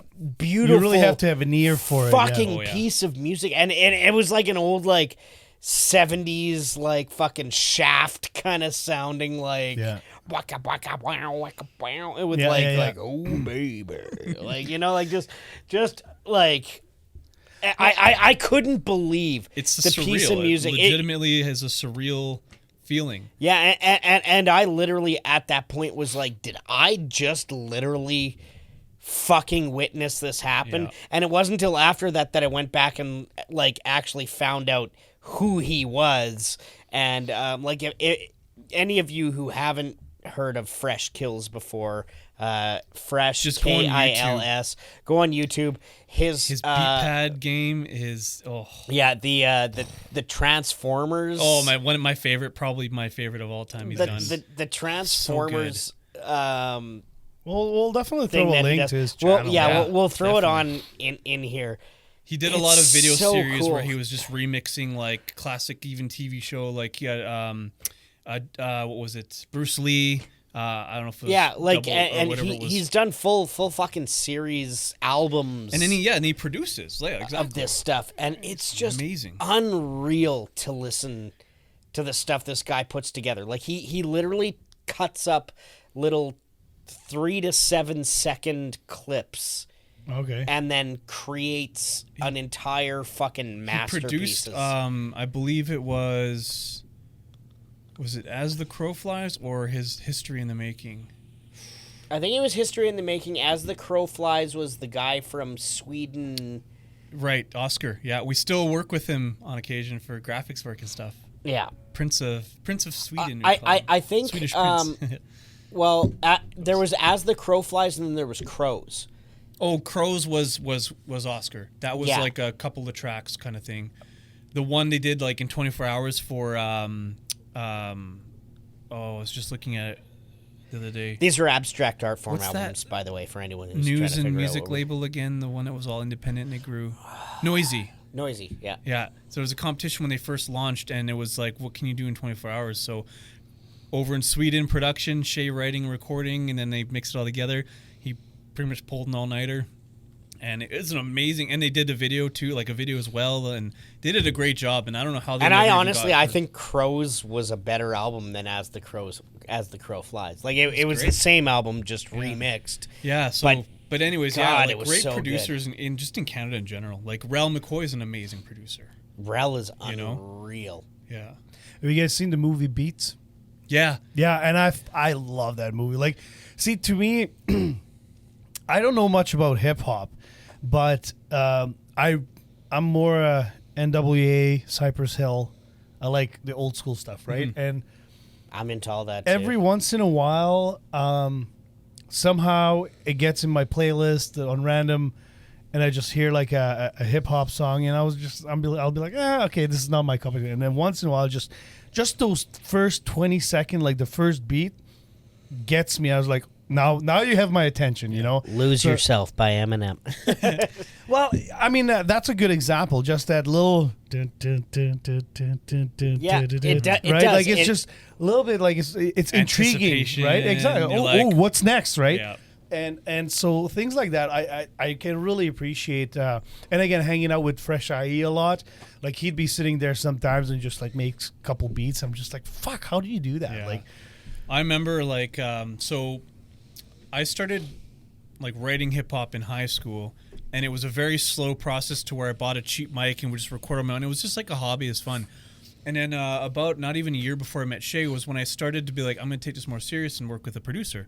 So I found this local guy, and I remember watching him making a beat, and it was literally like what do you call it? Like endorphin. okay, Yeah. Like it's literally surreal. Like it is hard to explain where you're witnessing something just amazing and mind blowing. Like you see a little bit on video clips, but you don't know it until you see it in person. And then so I got that with him, worked with him for a bit. That didn't work out, whatever. Then bumped into Shay, and that happened again. And I was hanging out with Shay, like first night, probably not the first night, it was probably like the second time I came over or whatever, and just watching him craft it, and it didn't even take him that long, but it was great, like, and you get that feeling again, and I just like fell in love with the music on like the behind the scenes portion of it. Yeah. He always You know? had it. I remember we had a. I mean, it was back in the day when people burned CDs, but we had burned a CD that was the 1-bedroom studio, and then it was just the album was just called The Tracks. Is that when he was doing his apartment? Yeah, and See, it was before I met him, but I heard like that's this where was he in the started. apartment on Yeah. Pembina Highway, Right. and it was literally like we would just go to his apartment, and it was a 1-bedroom apartment, and like we didn't even have a sound room or anything. We just like hung fucking Blankets or something. blankets Yeah. from the ceiling, and we used Fruity Loops. See, it was to a make, one room, so you didn't even have the closet, which is infamous Yeah. for hip hop artists going in Yeah, the closet. yeah. And Well, Yeah. we've done rock that with too, my I'm sure. metal band. Yeah. Yeah. Yeah. right in there. There you go. We have a Yep. sound room right in But if you- this closet. But if you don't, you just have the. There you go. Nice. You just But- have the heavy blankets. You make a corner. And, But yeah, like we literally had a corner made with blankets where you would sing, and we had Fruity Loops to make drum beats, and we had probably a $10 microphone that we laid down on the mattress in front of the guitar amp Yeah. and recorded the guitar music for. Yeah. And we fucking recorded Well, you make full it work, albums. yeah. And you know what? To this day, I still love those songs. Yeah. Like they were good. And you know, yeah, no, you couldn't put them out on the radio, but like to me, I'll still put those on a mixtape for me to listen to Yeah, for sure. any day. Like that's part of my growing up is those songs, Mm-hmm. and that's part of the whole music journey, right? Yep. Like just starting in a bedroom with it was fun a at the time, $10 and the memories microphone. remind you of that fun. and and that's the first step to getting into running music festivals and all all- the shit that we're this- doing this- nowadays. This whole night's been all about starting somewhere, just starting. Yeah. Yeah. Yeah, exactly. And just that's get it basically done. what it's all about is, having a dream and being willing to follow through. Yeah. Essentially. Like Exactly. just keep on working on it and keep on keeping on. Like it was something that I saw when I worked with Northern Touch, and it's something that I've seen working with Manitoba Loud. It's just a bunch of people who are passionate about making something for a genre that doesn't get served properly, because both of those genres have that issue, right? Like they both have the issue of there's really only a specific set of places that are open to doing this stuff, even though. It's not a safe enough bet, I guess. Well, and even though the crowds are great crowds. Yep. Like, you know, the crowds and your bar will sell at metal the crowds at metal shows. Like, yeah, they push each other around, but when someone falls down, everyone picks them they up. pick them up, yeah. At a hip hop show, I've never even seen somebody fall down. Yeah. Like, not even because they were drunk. Like, everyone just fucking stands there in front of the stage. And they tend to kind of stand sort of in their little groups. So, like, you know, it's 5 of you or whatever it is, and then there's 5 here, and we're all just our little area. It's all good. Like, but, like, I've never seen a gun get pulled. You know, I mean, I've never seen. I've never even seen a fight at a hip hop show. I don't think I've seen like once or twice at a small event, but think about all of the shows I not only went to but thrown over the years. Like that says something. Yeah, like and you're usually always it's gonna just get something. Well, It has nothing to do with the genre of music. It just two drunks took it too far. That's it. Well, Exactly. and to speak to that, Northern Touch 2 years straight at the Cube stage, which is anyone who's from Winnipeg knows it's a stage in Outdoor. an outdoor stage in not the most fantastic area of Winnipeg. Core of downtown, very mixed. But in both of those years, hired a non-confrontational security company. Not a single. The closest thing we had to an issue was there was the guy who kept trying to come on stage and dance. No, that was great. None of the artists were even upset. So like, cool, you know, like if that's what you came on stage to do, great, you know. But there was Didn't one bother anyone, right? No, So, no. Like, It was just a guy who was you know, he wanted to dance on stage as opposed to in the crowd. Like he said, the security we hired they were big on you don't escalate. Yep. You start So they with would just speaking. go stand in front of him and basically get between the guy and the artist. And as long as the guy was still just dancing, they're not going to they're not going to deck him. Harm, yeah. Next step is using words. Yeah. You know, so there was great. We had one guy who was, I'm pretty sure he was on something based on his flushed in his eyes and how he was, and so he tried climbing our scaffolding. That was the same. So that was like the worst thing. Like even 3 years in a row. But he was just 3 years in a trying row to hang a outdoors. T-shirt to promo his to band or promo his something, fucking or- artwork or whatever. So, but the security came up and so he came down and he thought he was going to be in more trouble, so he booked it to the parking lot. So I went with security just to go talk to him. You know, I didn't want him to get any kind of wrong feelings and maybe come back, like who knows? Yeah. Being overcautious. And we just talked and we were just like, we're just worried about your safety and then we would get sued. And he was like, okay, no problem. Like, I get it. And then he just, over the parking lot balcony was where he hung his shirt and all good. Yep. You know, like, so that's the worst thing that's ever happened. 2 major, like, and we're talking a 2.5 day festival each year. Yeah. You know, afternoon right into the late evening, and then we had after and going we had overnight. after-party Like we venues. and we had overnight security, and never once did we have No. any incidents with people trying to steal or anything. or vandalize the stage or anything like that. Yeah, it was great. So we were just trying to be that voice. And like I always say this, the business world still, for some reason, looks at hip hop as 1992 NWA. Yeah. And they think that's what it is, and that's what's going to be in their venues, or if they sponsor, if it's company, that's what their name's going to be next to. And I'm just so tired of it because it's so ridiculous to have that mentality. But that's really what it is. And meanwhile, hip hop's been the number one selling music genre in the world for years, has been top 2 forever. Yeah.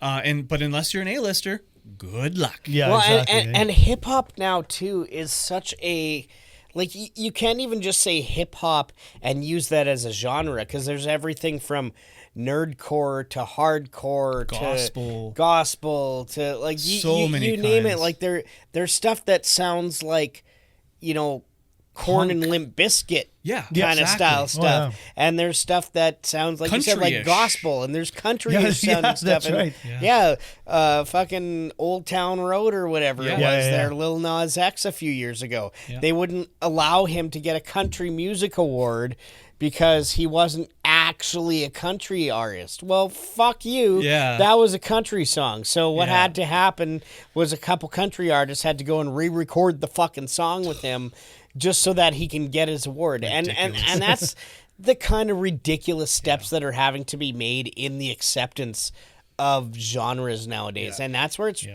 really frustrating to me, because I'm a person, I honestly, there is not a single genre I don't like. There's genres I like less than others. There's genres where I don't tend to like, but there is an artist in every single genre I have ever heard that I can be like, yeah, I'd listen to that. Like everything from metal to rock to pop to new wave. If it's good music, it's good music. And that's the thing. If it makes you fucking wiggle your hips a little bit or tap your Then foot, who cares what labels on who it? cares? Exactly, Yeah, another big issue, like, and this was in, we talked about a little bit in the conferences, but I tuned into, oh, my brain's gonna fail me now. It's an organization that did a massive study, and it has to do with equality in music business, mainly people of color, or the LGBTQT, or I guess the new labels 2S, I can't remember the two. We know what you're talking about. Yeah. Where there's a lot of what the main problems are what they call gatekeepers. So those are the people that are in roles, like, for example, I could be interpreted as a gatekeeper in the sense that I am a white male that's a president of a music festival. Okay. And there's too many predominantly white males, statistically, running labels, running venues, wherever artists need a door.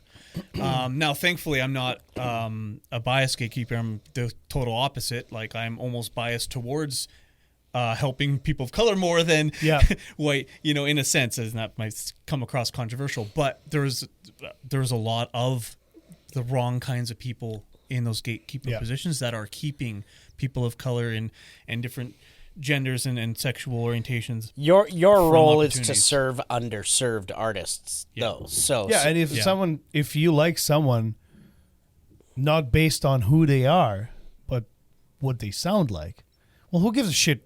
Whether what their sexual orientation is, what their race is, like, it doesn't fucking matter. You sound fucking awesome, and you deserve a shot. And right? a part of doing that, like part of the whole not being biased and not me making those selections helps that, because not that I would, but I mean, everyone is guilty to some degree of cherry picking, whether it's subconsciously or not. But if I remove myself from those direct choices, and I put people of color and different genders and beliefs and things like that as the ones that can choose that, and there's multiple people, then that's really the most unbiased way you can go about it, and then no one can tell me any other.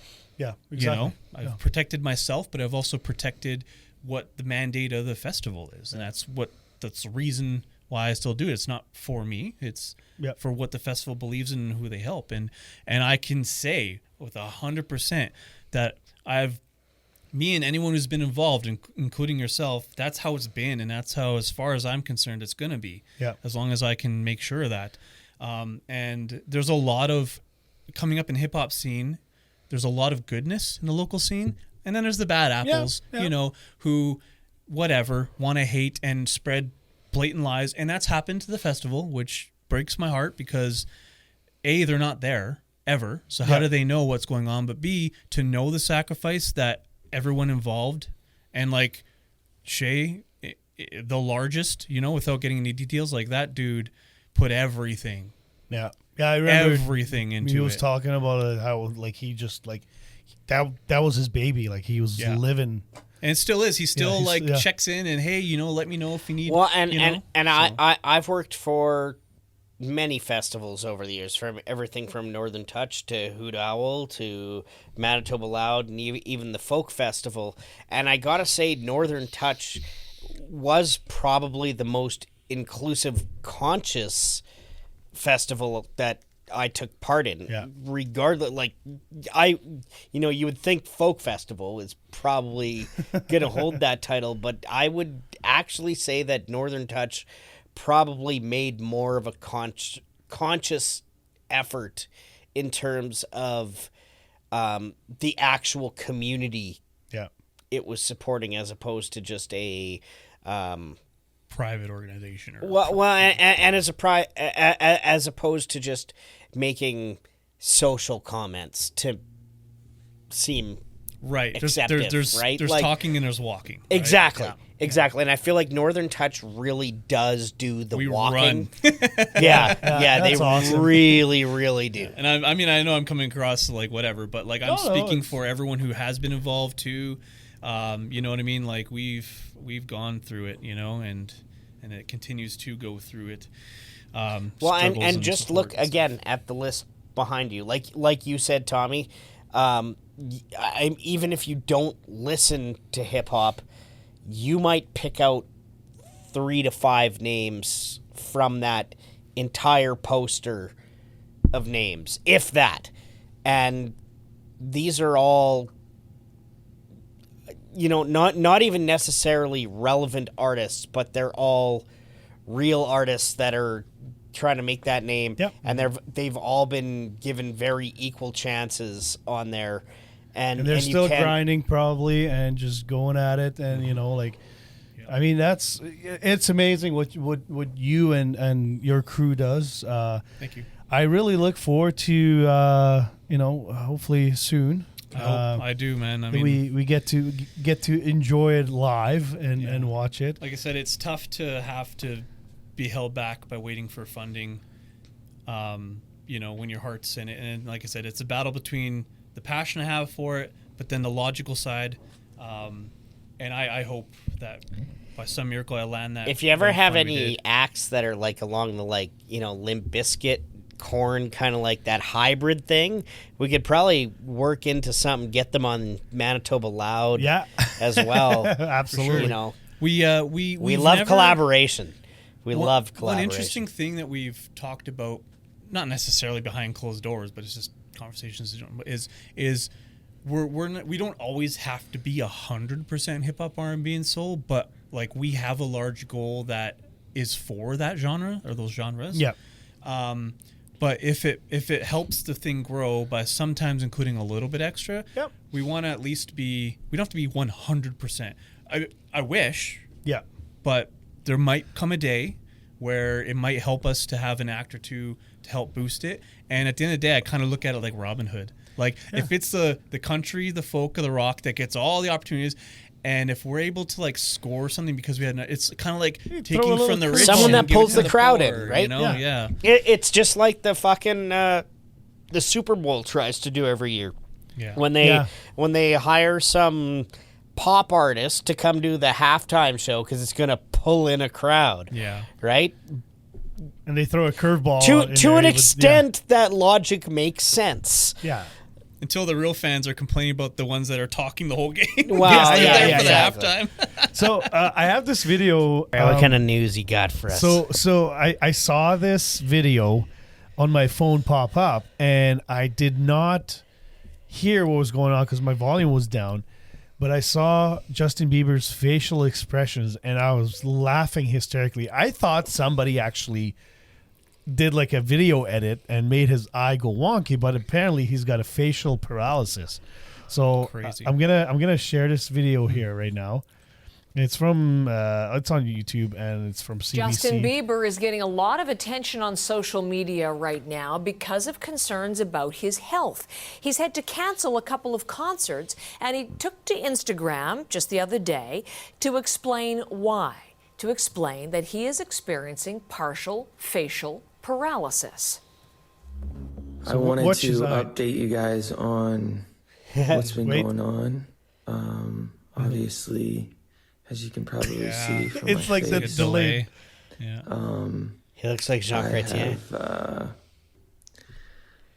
this syndrome called Is it Bell's palsy? That's what I was trying to think of earlier. Ramsey Hunt syndrome. That is So something anyway, you may so not yeah, have heard of. it's like his eye Scary. just got I mean, and it's not. I don't want to make fun of it because it's shitty, right? But like I said, when I first saw it, like without the volume, I'm like, who did this? Like, this is brilliant. But then I felt such an asshole Nature. after. Nature did it. I know. I was like, oh man, that's bad. But everybody knows I'm going to hell already anyway. So Yeah, you're a piece I'll of shit. see you guys all there.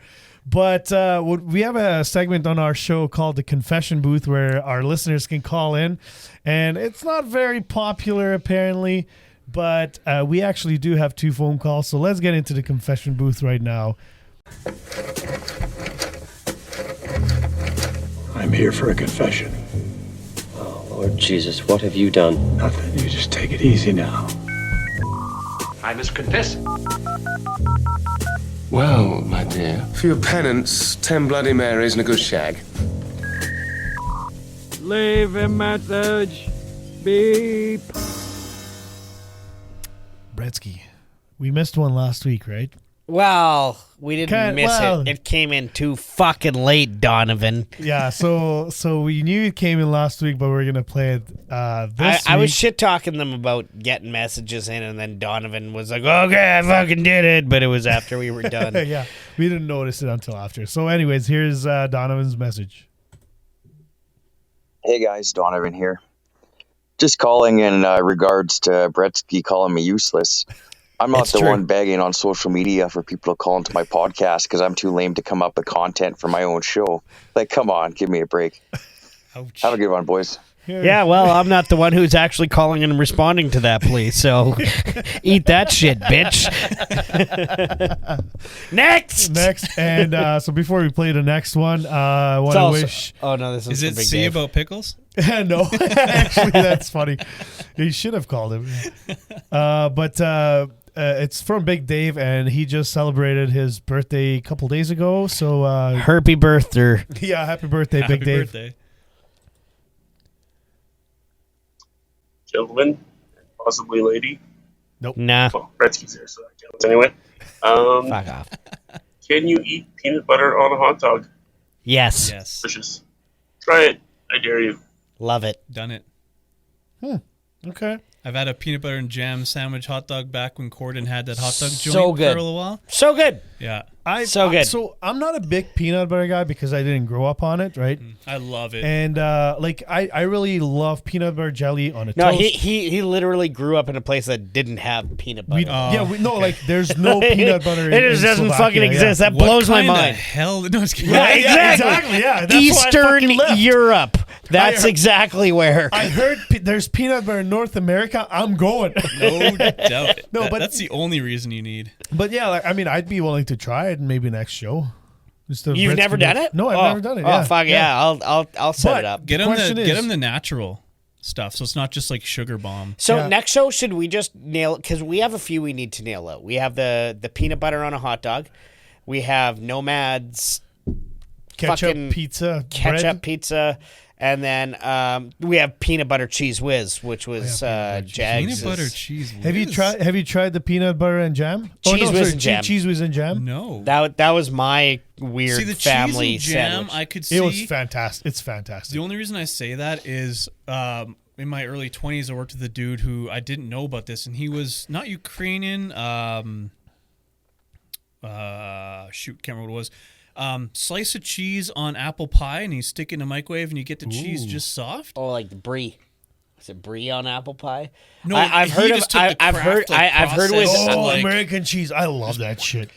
Oh, and I was like, "What?" And I'm very experimental with food. Like I'm a human carburetor, and I was like, "What are you doing?" And he's like, "You got to try it. It's a tradition." And I can't remember where his family's from. Bratislava. And so I took a piece, and I was like, I don't love it, but I don't hate it. Yeah, it's not gross, right? Like, it's so depressing here. You should see it in the winter time. But the question is, with the hot dogs, does it have to be boiled or grilled? Grilled would be throwing better. It out there. I love boiled hot dogs. Speaking of hot dogs. Okay, so we went to Hot Carl's birthday party on the weekend. We should probably talk about that. So Tommy and I went to go. One of our other listeners, and I think you may have met Hot Carl over the years. Maybe may have just met him as Carl, but so I feel like Hot Carl would have stuck out a little more. Yeah. Oddly enough. So his birthday is June 4th, and so he had like a birthday bonfire kind of thing going on at his place. So Tommy and I went down last weekend, and so it was a BYOB and bring your own food too. And food. So he's like cheap yeah, bastard. we're gonna have a barbecue lit, but if you want to eat anything, bring it your fucking self, you asshole. And I was like, you fucking cheap piece of shit. So I just ate steak at home before going there, and then we went down there, and now, full disclosure, I was loaded before we even left. Oh, yeah. I'm not even going to get into the You don't have to. Everybody knows what you look like when you're loaded. Yeah, well, and the video that I got. Justin Bieber facial Yeah, exactly. Yeah. On both sides. But the one funny thing that I thought was that I was like, I ate a whole ton before I went there, so I didn't even need to eat. And then the next day I'm going through my videos, and one video is literally 30 seconds of me just like making hot dogs, just like just like adding all these toppings and There you go. And there's that picture apparently. He's got the 2-finger hot dog. Oh, yeah.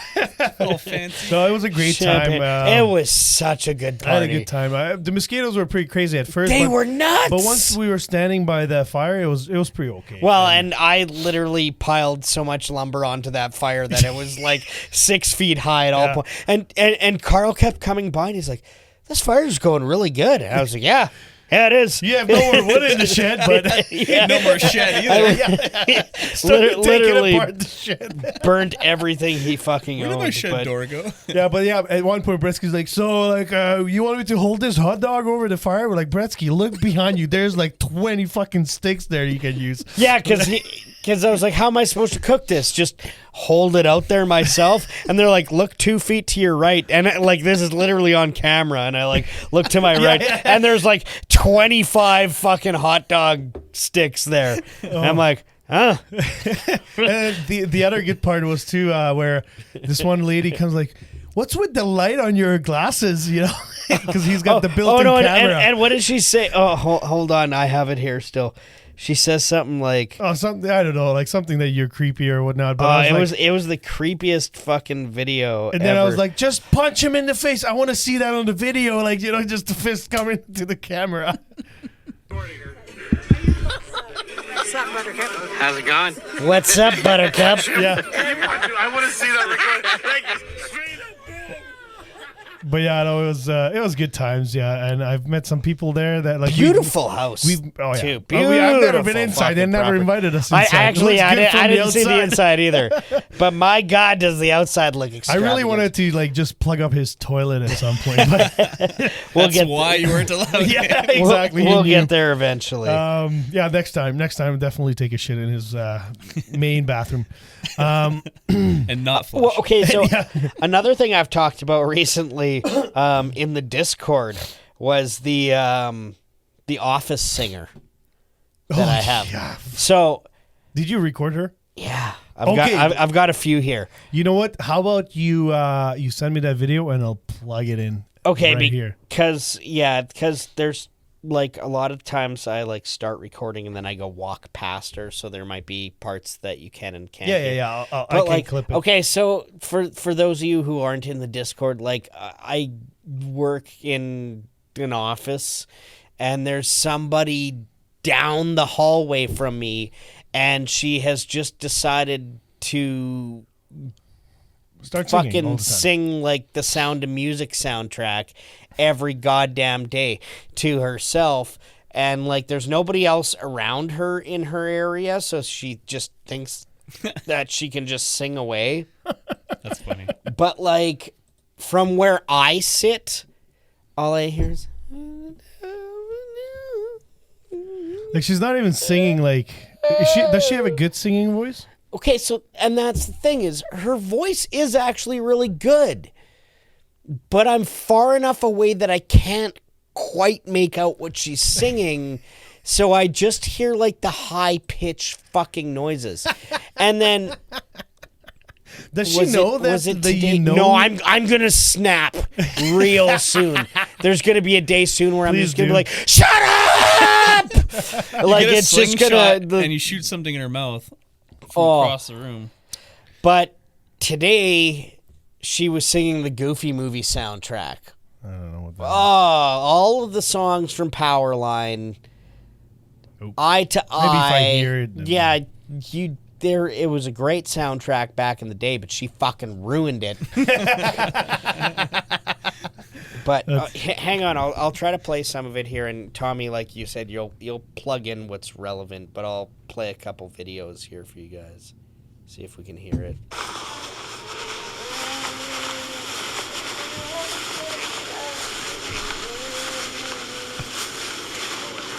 Sounds like she's sleep singing. Right? Okay, that was kind of just walking past. Apparently, I had really noisy pants. I can really hear you walk. That's for Were you sure. That wearing must be annoying to her. Slush pants? Yeah, apparently I wear slush pants. Or sandpaper pants? You sound like you're on Yeah, this is snowshoes. just ridiculous. Are you on a treadmill? No, that would never happen. You know what? Get us better footage and then we'll plug it in.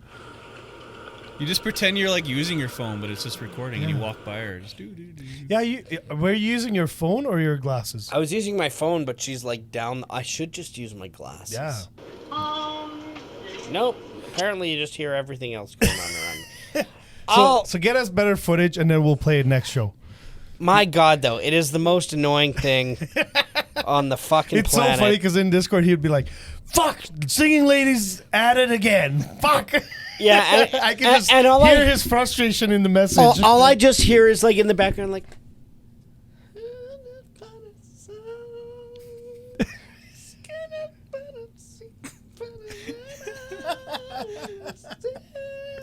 See, I used to work with a guy at a car dealership where he was a mechanic.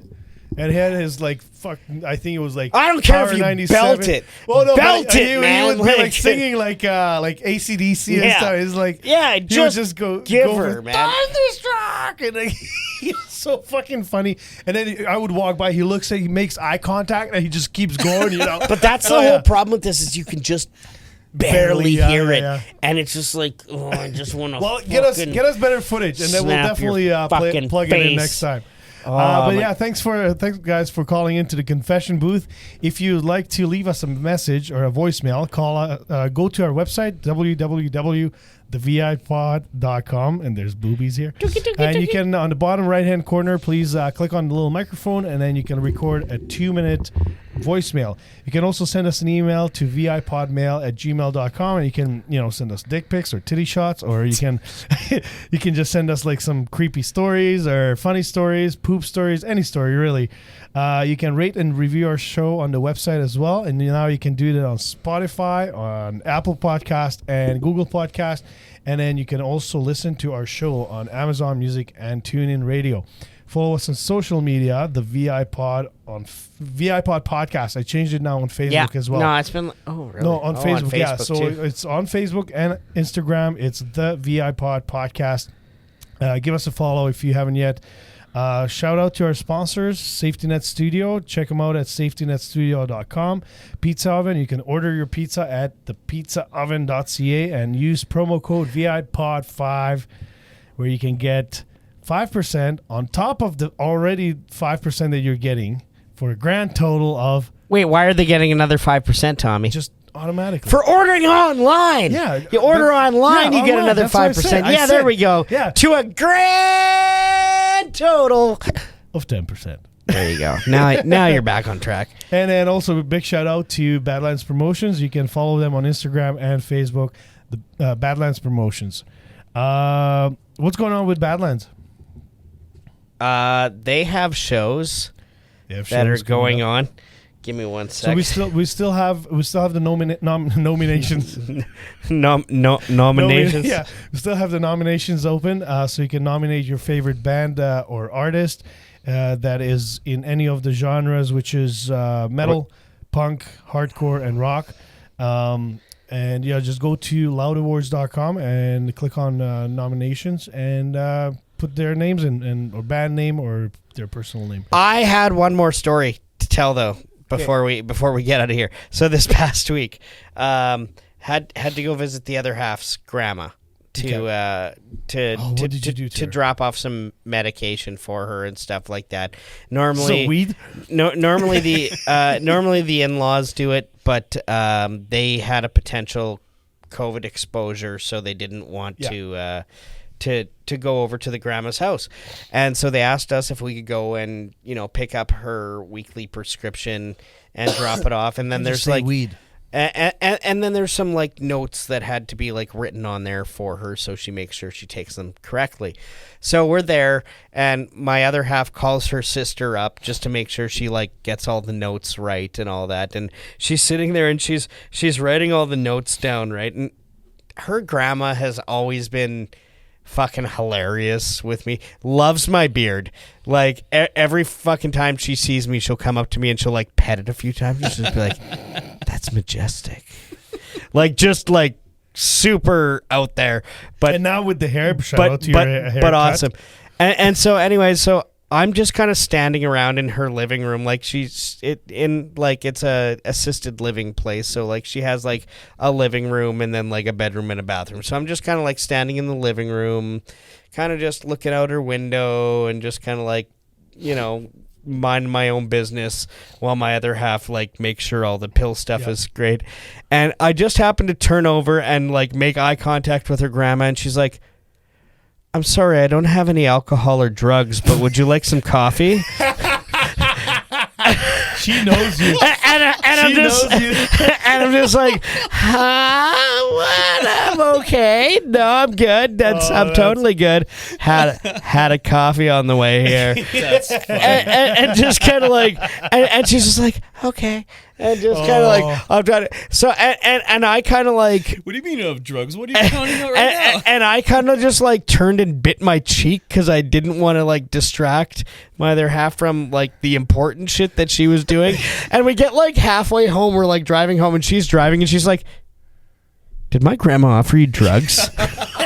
I'm just like, she sure fucking did. Well, awesome. She told me she didn't have any, but if she did, she would have. Yeah. You know what? It's so funny. And she's like, "Who the fuck does she think you are?" It's so funny because old people are fucking hilarious. I remember when I was 15. No, I was 14. And then my buddy was 15 and he was getting his suit fixed by grandma, right? For grad or something whatever. like that. I don't know. It was for some kind of event. And he's like, "Oh, you want to come with me to grandma? I just got to go pick up my suit." I'm like, "Yeah, sure." So we walk there, he walks in, and then grandma and her friends are sitting on the couch watching a soap opera, right? Excuse me. And then grandma's like, "Just 1 second, important scene." We're like, "No problem, we get it," right? And then we're just standing there just shooting shit. All of a sudden, one of the grandmas there like, "Just fucking lean her against the wall and fuck her already." We're like, "Whoa." It was the best fucking thing ever. Yeah, no filter at all. It's like when you're a toddler, there's no filter, and then there's those parallels between when you're really old and you're really young. Well, that's another one. No filter. I'm totally getting the cane that has the little like rear view mirror on the bottom, so you can see up the skirt. I'm looking for bombs. Yeah. Anyways, so towards the end of the show, what we do is we give shout outs to friends, family, businesses, whoever you want. So do you have a shout out that you would like to give? Yeah, check out the festival if you like music, hip hop, R&B, and soul especially. Our most popular platform would be our Instagram, Northern Touch Music Fest. You can Google us, you'll find everything. We got our website, which really needs a major update, but it does talk about what was done in January. As a lead up, I got to add some post stuff. So northerntouchmusicfestival.ca or NTMF for short.ca. We got that domain. Check us out online. I mean, Instagram's full of great video clips. We need support. We need people who enjoy music to come out.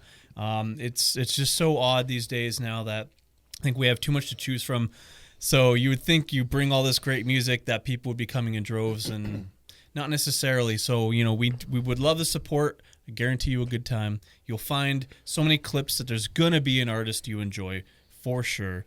So come check it out, and then also follow us. So when we do have programming, you'll know when and where. Right on. Any personal ventures you want to plug, or?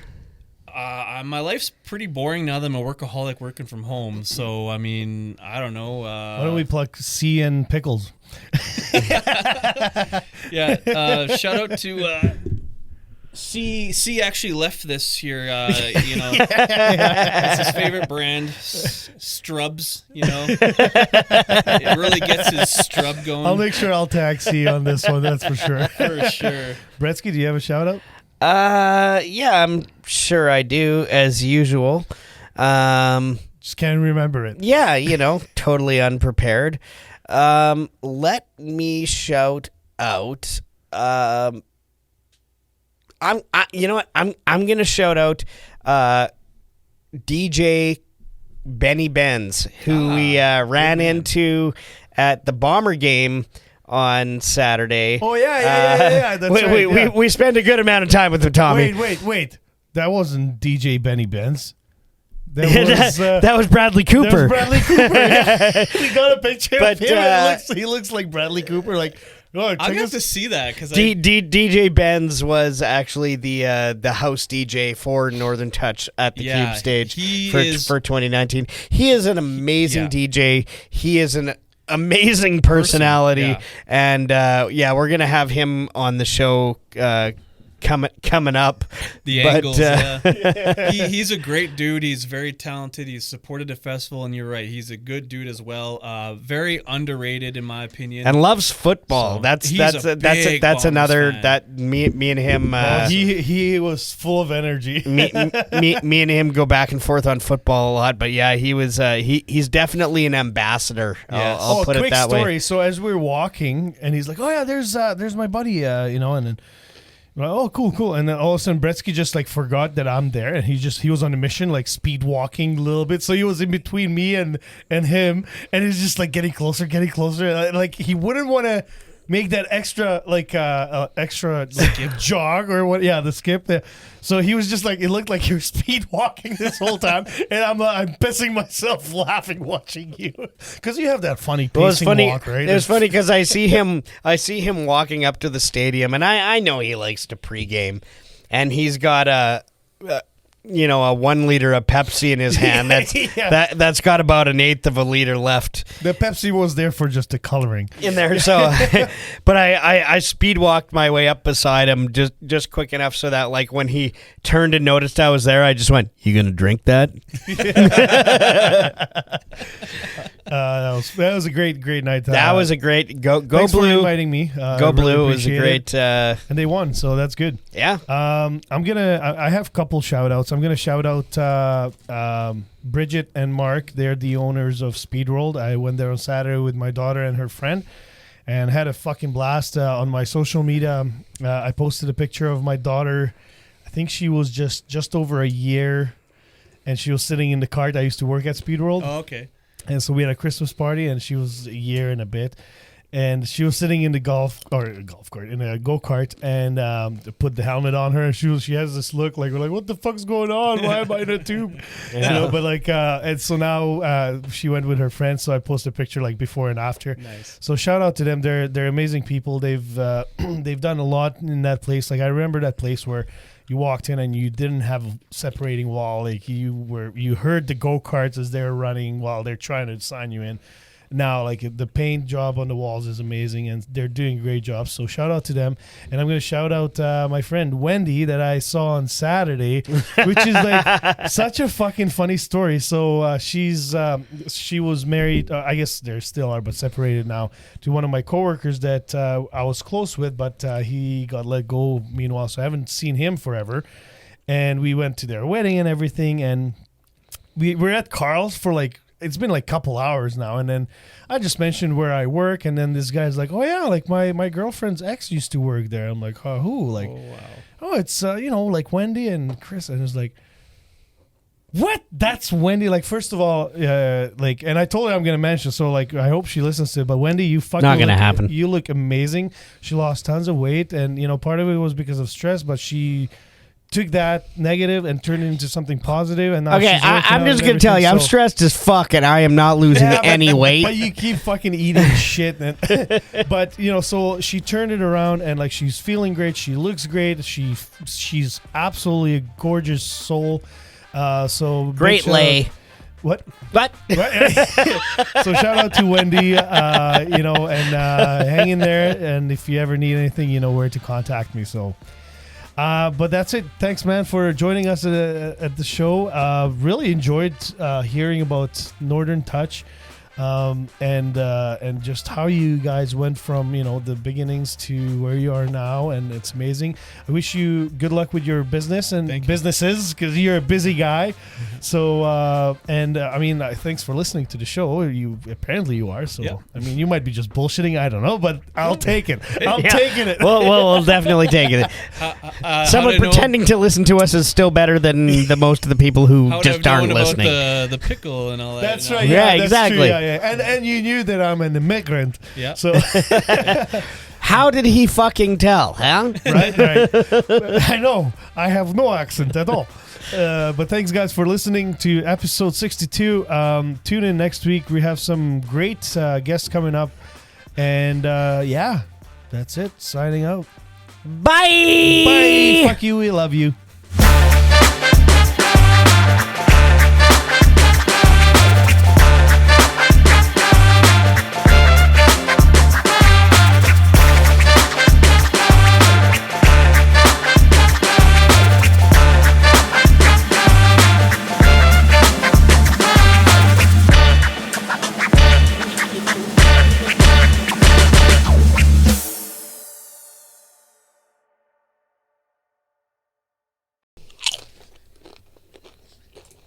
Oh.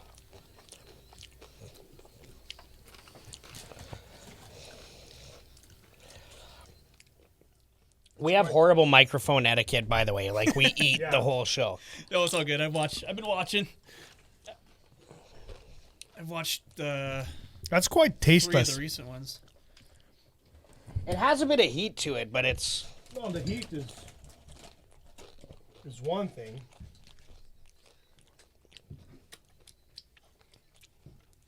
You can have heat, but if there's no flavor, what's the point?